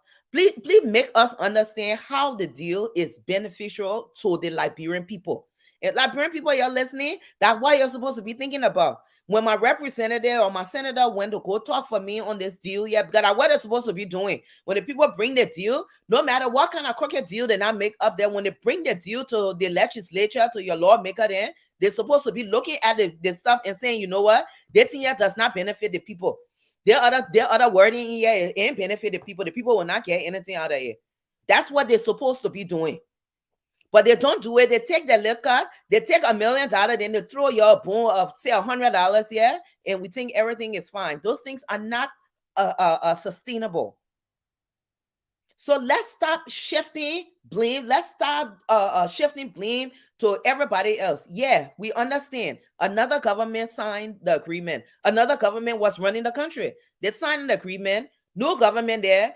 You agree with the agreement, because let's be honest, this particular government was complaining about this deal here when they were signing it. Plenty of people are complaining about this deal when it had been signed, just been signed. You come into power now, what you're supposed to do, you say, you know what, that deal that we're complaining about, you bring it back to the table. We won't look at it. In fact, so why do people haven't carried out the deal? Then you reevaluate. Then when you find the faults and you correct it, when you're able to show the Liberian people that the deal that you have renegotiated is better for them as compared to the deal that was signed previously, then people can listen to you. But all we keep hearing, we're not even hearing, you know what, we're going to look at this deal, we're going to do this differently. But, oh, no, you know, the other company brought it. Oh, they brought it. Okay, they brought it. We agree. They brought it inside. What are we doing now at this point to make it better for the Liberian people? We'll wait for the entire bombing, and it's sad that, you know, I'm sitting here, I'm listening to people, oh, they're from bombing. How are you talking for the people of bombing? I myself, my grandma from bombing, but I don't know plenty of things about bombing. But the fact that bombing is in Liberia, and the fact that I'm able to see picture of people getting sick and then know why they're getting sick, you have to be a human being to say, you know what, my loyalty is not to one particular person. That a group of people in a particular area just can't be getting sick. Let's relook at this deal. Let's see what's going on. If something going on, since some of y'all on here are close to the powers that be, then perhaps then you talk to the powers that be and say, you know what, the team looking good, they're killing some of our people. Rather than coming here and just, oh, the other government, the other government, the other government. We agree the other government didn't do good. That's why the other government was voted out of office. Now we have a new government in office and we want to do better. So y'all do better. This is for Liberia. It's not personal. It's not personal. Thank you. Thank you, Salamatu. Thank you. Let me bring in Kev Hassan. Kev, we go. Salamatu, you should just call my name. Don't worry about it. You can call my name. I'm not offended by that. Yeah, I'm not one of the people you call a name they go at ballistic. But you can call my name. I'm not offended by that. What we all should be talking about is the truth. The truth will best serve our people. Don't talk because either you not there again because your government not there again. You should make up story or you should hide the truth. And that's the problem I do have with folks. We're not talking about you have to just blame. We're not talking about blame. The past government, but we should check the record of the past government because the past government will want to come back. That's easy for people to understand. But hey, people want to play politics, twist the Liberian people head. And one of the things I keep hearing, oh, past senator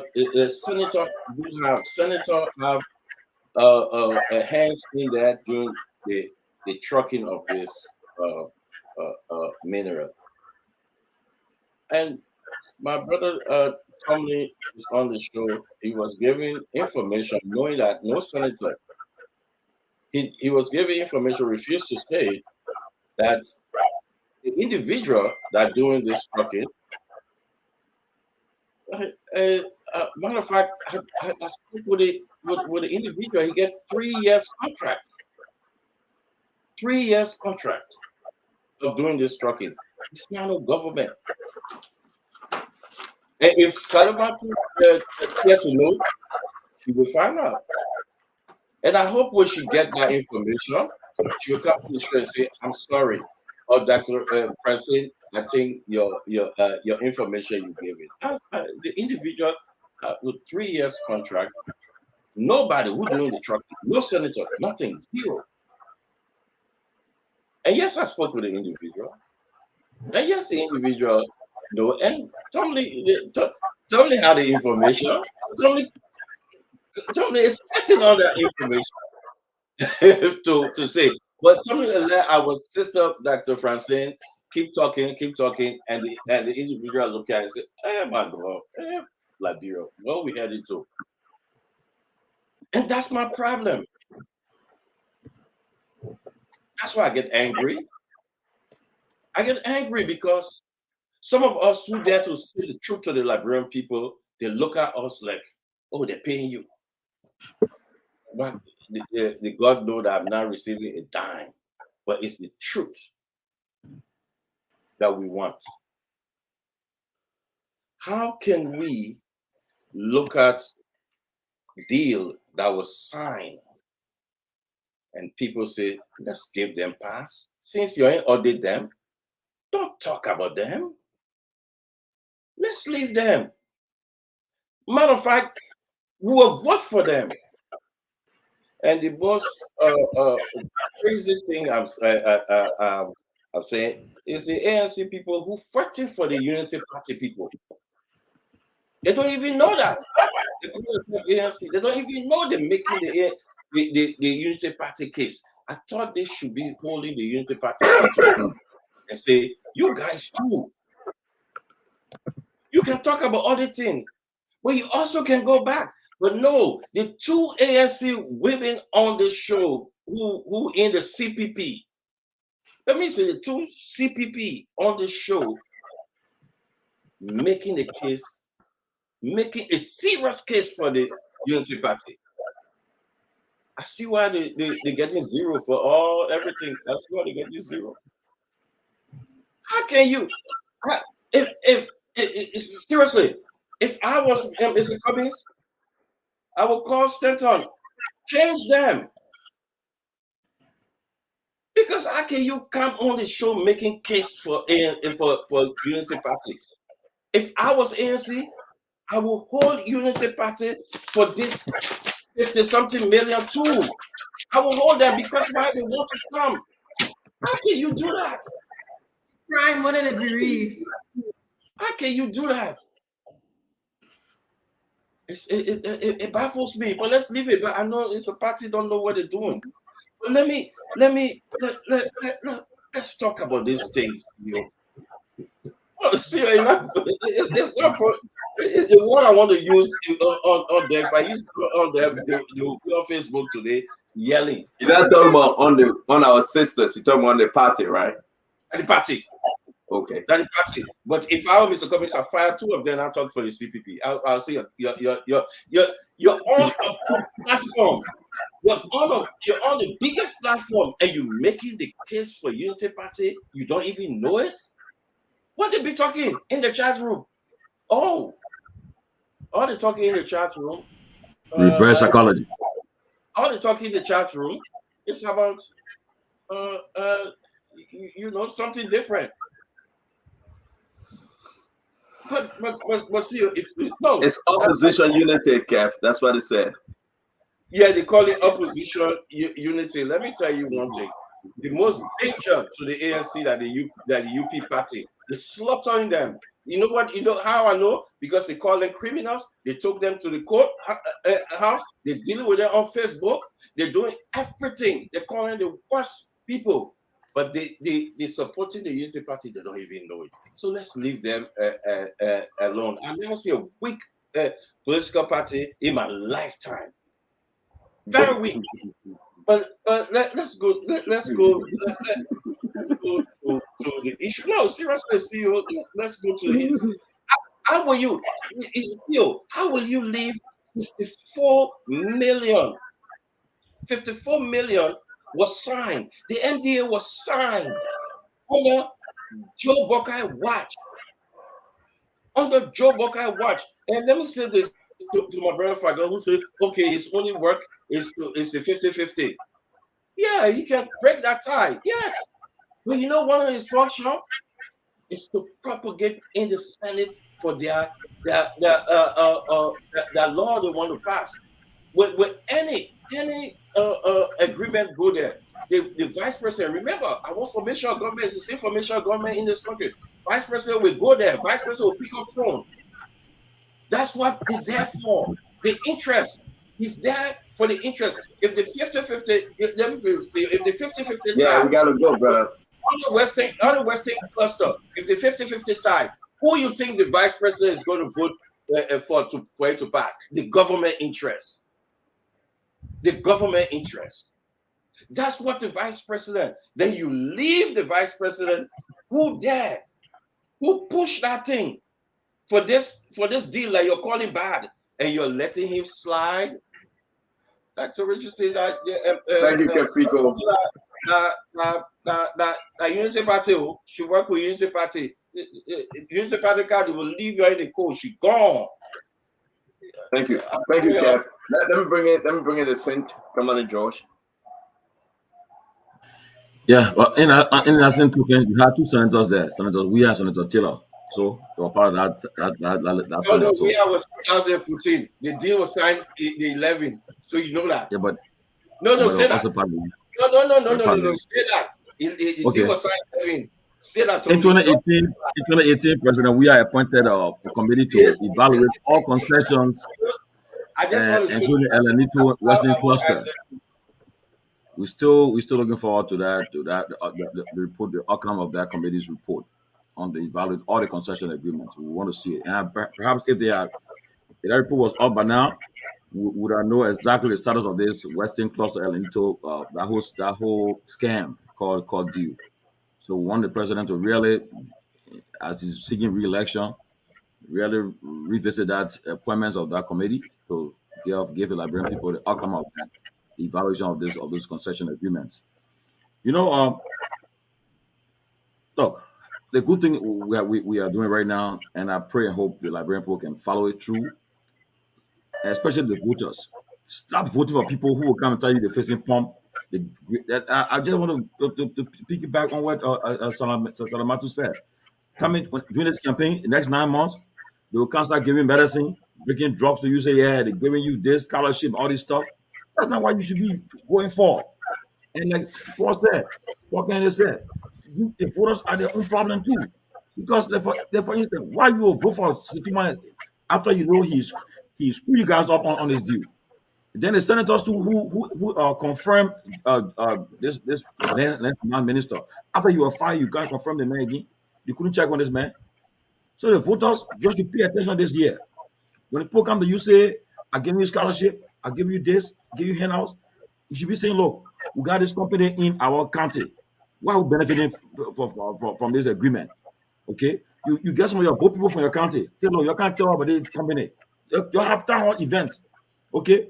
I want to encourage the various associations in America. When you guys get time, pay money, go to the counties and educate the voters. I hope you guys can do it. It's a good thing you guys are trying to do. Educate the voters. We got all the big companies in our country. Where are we getting from it? Our trillions of dollars can work. If they're doing the right thing, they can work. Instead of bringing outside people to come and do that conflict of interest stuff, get them contracts that against the will of the people of bombing of the various counties. So I encouraging the people of the various counties this year to really not just take handouts. The person facing the role, they bring a caterpillar facing the role, yeah. No, it's about what will sustain you for a long time. You know, what's in your interest? I'll provide jobs for you, scholarships, and improve your schools, your health areas. You know, instead of these handouts, you should not take a settle for that. I pray that we continue to educate the people in our best way possible. And I know Senator Snow said you're coming. We didn't see him. I repeat, we're not talking nonsense, Senator Snow. We're talking sense. We're making sense. We're bringing sense to the discourse. The Liberian people are following. And all those running for re-election, especially the lawmakers during the House, will be on their backs because our goal is to ensure that Liberian people make the right decision. We elect people who will be in your interest, who will not compromise your interest. Look at what's happening to our counties. These cost millions of dollars. But at the end of the day, they fill the pockets of a few people involved, and then the rest, the citizens just they left unaccounted for. Bombing used to call bombing hills. We don't call them bombing holes. We call bombing holes because what they have done to them in the past. You know, and bombing counties, I mean, they should have been one of the most vibrant and vibrant counties in our country. My late uncle-in-law, he was managing director for Bombing Woods, Peter Kelly. I remember during those days we used to go to the bombing to visit him, you know. But today bombing has become bombing holes. And our lawmakers will come and try to deflect. But a group that Spoon is here, we are independent, we're not sponsored by no one. So we have the latitude to come and speak the truth to the people. And so I pray that we're gonna really scrutinize everyone working seeking election and all the candidates. So that Liberian people can make the right choice.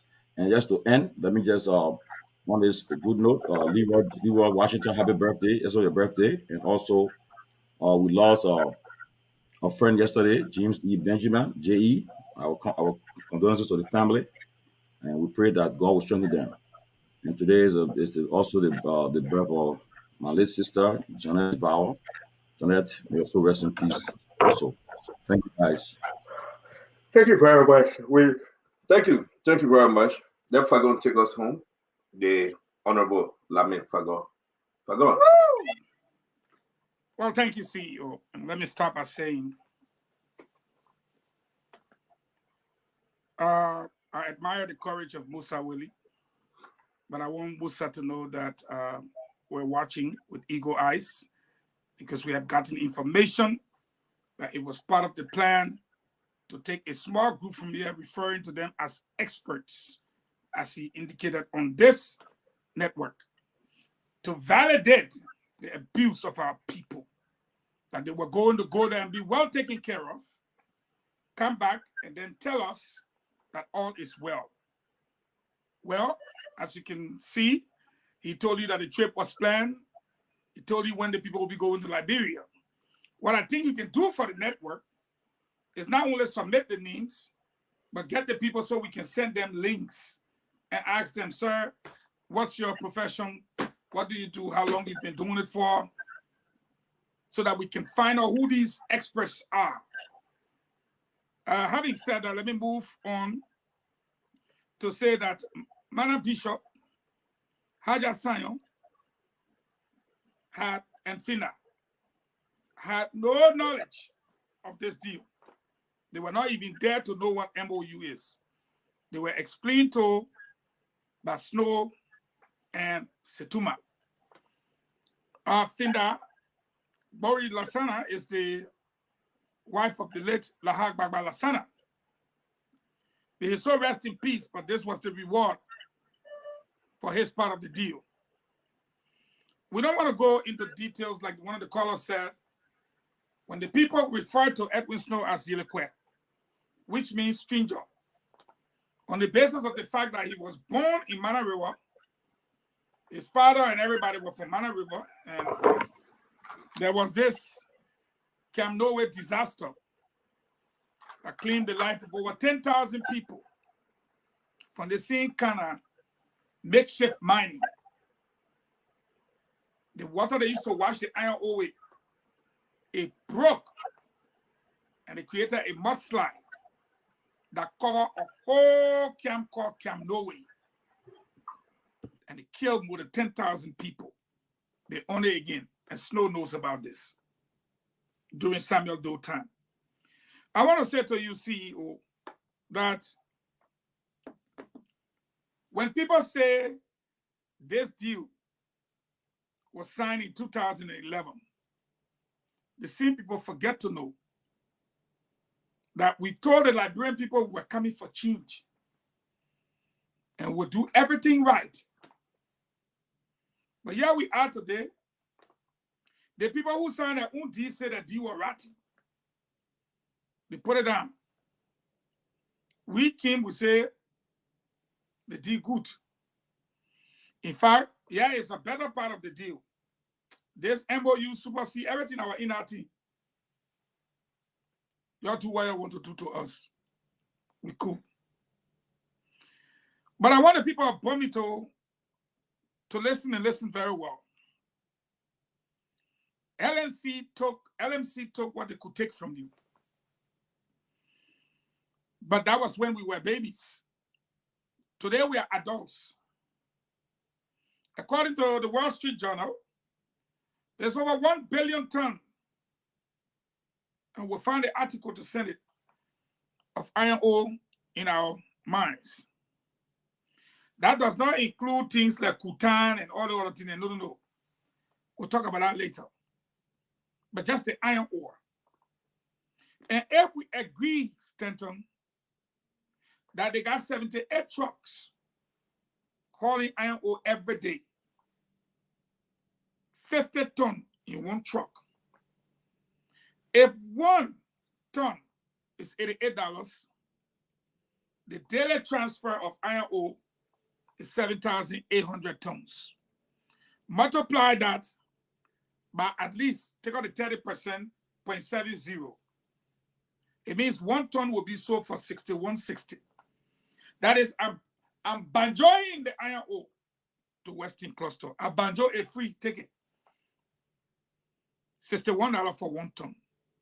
It means the 7,800 tons daily will be put to the country, the company's bank account, $519,000 US.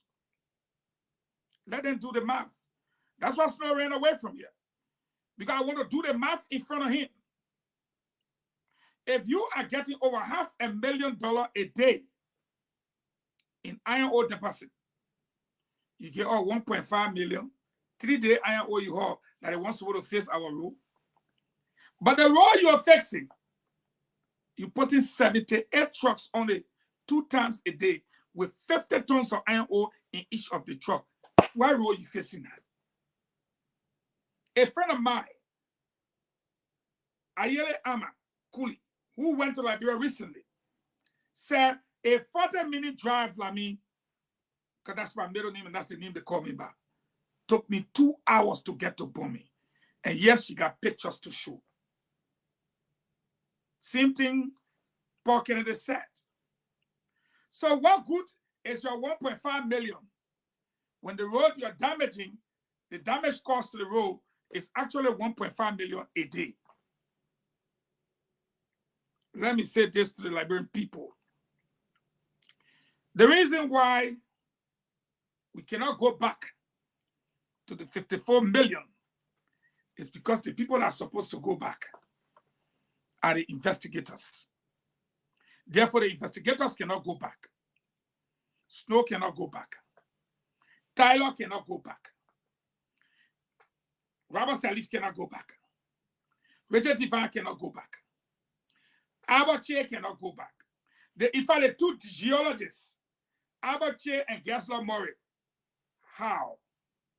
You wanted to go investigate their own company that they gave MOU to? Today, it saddens me when people talk about Setuma. Setuma is a day man like me. We are from the same Day One district. And I challenge Setuma to say on any radio network that it was not my late father, Thomas B. Fangon, that held his hand and brought him to Monrovia to go to school. I challenge him. So Setuma, traditionally, is my oldest brother. It was my father who held his hand from the village and brought him to the town to go to school. My father was the first day announcer, and he used to yell on radio throughout the length and breadth of the country. He used to say, "Abo, wait." He was the man who allowed Dane people to leave the villages and start going to school. He and the likes of Henry Quay Taylor, S. Oliver Kpan, Joseph Mavi. Today, the Dane people sit down and they cry. But one of the mistakes that came, I'm putting you in on a big secret in my closing. And that's why I look at President George Weah. You know how to play football. You know how to dribble. But Mr. President, these boys are plucking you inside outside in politics. Because when we were running for Tyler to be on the ticket of the CDC to represent Bomi against Snow, Bomi people did not know they were being played. As a sedition, ask me who was the campaign chairman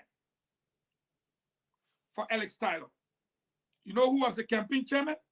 Maurice Setuma, the UP executive. How can you be a sedition running on a CDC ticket and take a UP person to be your campaign chairman? Do you expect to win? And you're running against a man who resigned from the UP only to contest as senator, J.U. Edwin Snow. They play George Weah. And at the end of the day, you heard Edwin Snow right here. What did he say to you, Stanton? If Maurice Setuma allows that budget to pass, I will campaign against him openly. What is the interpretation of that?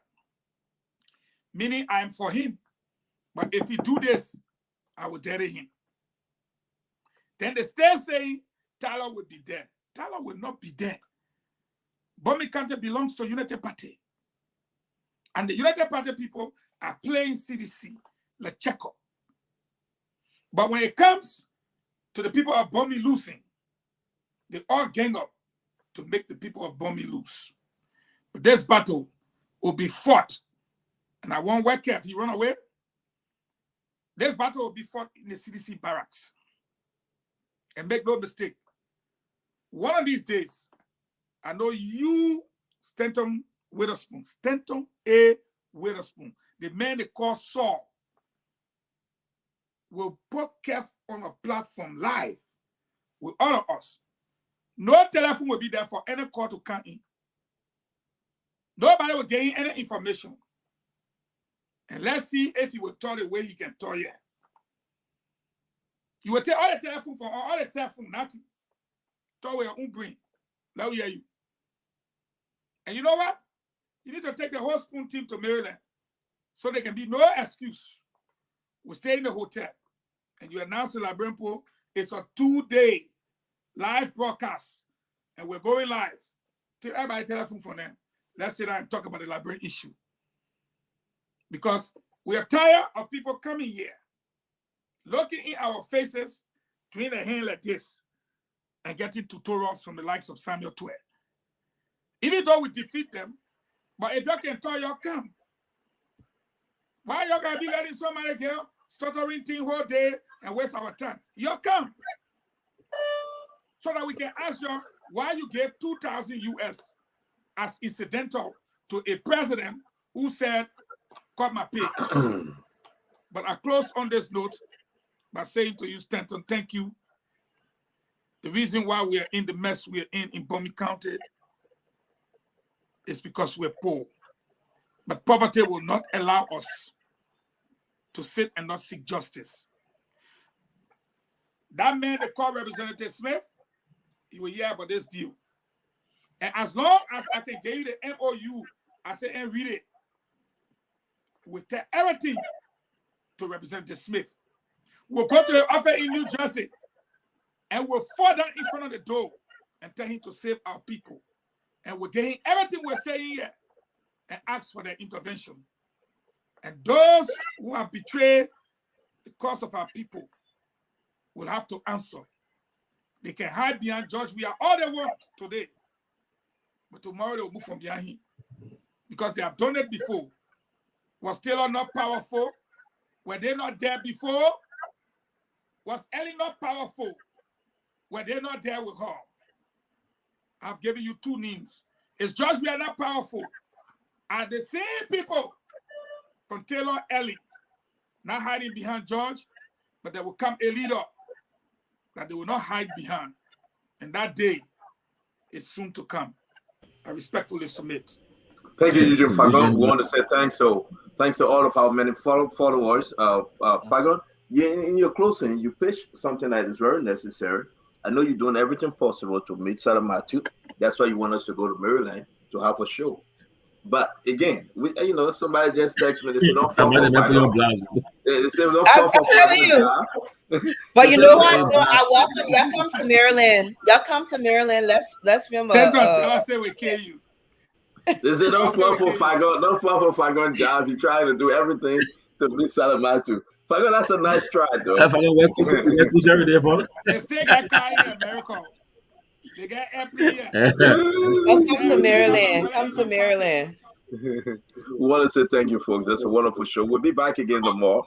I will see Salamatu just to inform you. Next weekend, I will see Salamatu. I know that's right. But we want to say it's important for us to just know that a wonderful show again. We'll be back tomorrow. There's a reason why we cannot give you the topic. Whenever we try to announce our topic, we get some pushback. Just for the spoon. We will bring you the topic just when we begin the show. Everybody will be informed of the discussion. But for us to announce it, we get that big backlash or pushback and all kind of intimidation. We just want to say for the spoon, every day will be the new day for Liberia. Day number 2 is in history right now. January 2nd, 2023. Tomorrow is January 3rd. All right. We are going though, my people. Election is October 10th, though. I'm telling you, we are marching. I want to say thank you. Good job, everyone. Merry, happy New Year to every one of you guys. James, good day. Your birthday is around the corner. I'm an independent, okay? I'm an independent. Right. In the election, I'm independent. No, I'm independent. That is for record carry. I'm independent. But by the way, though, please, we got to have a conference call tonight. It is important. Information I received on this Western cluster, man, about the amount of money that went into bombing, and the people, they are suffering and dying. It is important for us to exchange notes. Again, we want to say thanks to all of our folks that sent us information. We are verifying most of the information. Most of them are correct, and we share them with the Liberian people. Are you calling me first? So we meet again. I forgot to tell you guys, my brilliant performance, a lady sent me $100 to buy me a drink. I don't want to call her name until she gave me the permission. She sent it by Cash App. I want to thank her. Yes, $100 just for a drink for such brilliant performance. I When? will promise her more will come. When? Day before yesterday, you want me to send it? If you keep it, It was not going to only give what receipt, man. Not correct. What receipt? So we do not receive money. You're right, Fagon. Thank you for that, because we do not receive gifts on the show. We want to be very transparent. I would say to every one of you, if you think it's necessary for you to say thank you to anyone, do it secretly. All right, Fagon, do it secretly. We do not want to be caught in the middle, because we do not receive money. It's up to each and everyone to each his own. If you think you want to give Fagon 200 to transport himself to Maryland, do it secretly. No, I'm begging you, man. All right. The woman, it was a token of appreciation for speaking on behalf of them. She felt like I needed to go get a drink. I was in trouble. But I don't drink the hard thing that you and Tomali can drink. I don't drink that thing. The only hard thing I can drink, that hot coffee and hot tea. Whether you like it or not, Salimatu will see me next weekend. Whether you like I got no fish to fry in at all. Madame is right here. Let me be clear. Madame is right here. I get no fish to fry in at all. Brother, you have a good show. So let me make an announcement. Dr. Richardson. All of those who are sponsoring. I like brother originally chilling like brother. The light didn't go off today, so I stayed for 2 hours, and we have electricity, so that's progress. Oh wow! Was already shining like bro. I couldn't go pay my bills. Thank you, but I couldn't go pay my bills today. LEC was closed down today, so you gotta pay that meter there. Gotta go to LEC. You gotta turn the S-Bar off before you go to sleep. So that I'm getting used to something here. Anyway, you can't go on to the refrigerator, or you gotta turn it off at night. And then, but the way I see that, Francina, Jack Troy will take to bring her back to the country, unless you won't live to that place now. No, man. No. The only reason why she came back, Tomali, the first time her suitcases lost. This time she collected all. You are going to put me on Friday. I will tell you. Anyway, I want to make an announcement for Amaru Woods. He came to Liberia and met his beautiful bride. He moved from America to Liberia and met a beautiful bride. So we'll be having them. Yes, I'm about to do Amaru. Yes, we'll be having the wedding meeting at ESMBA. You better not trouble. He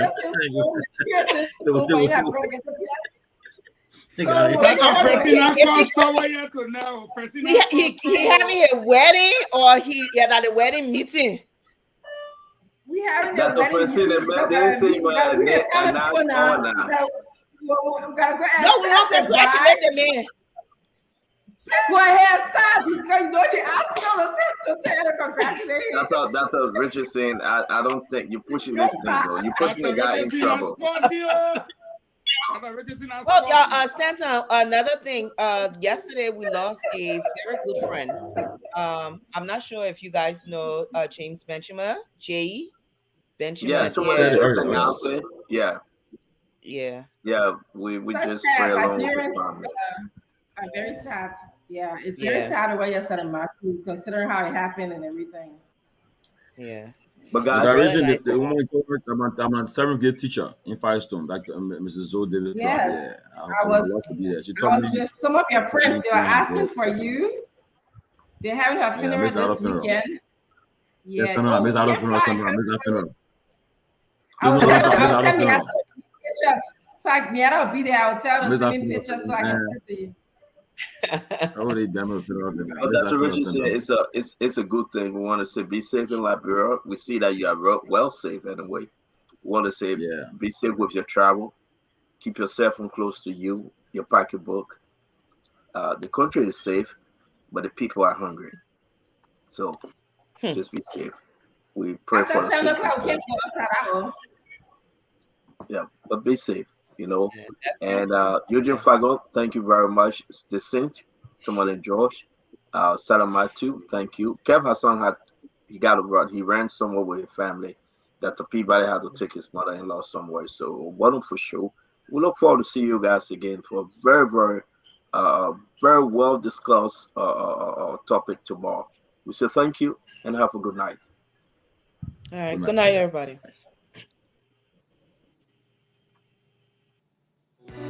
Yes, sir. A special one from the CEO standing with the spoon. And your boy.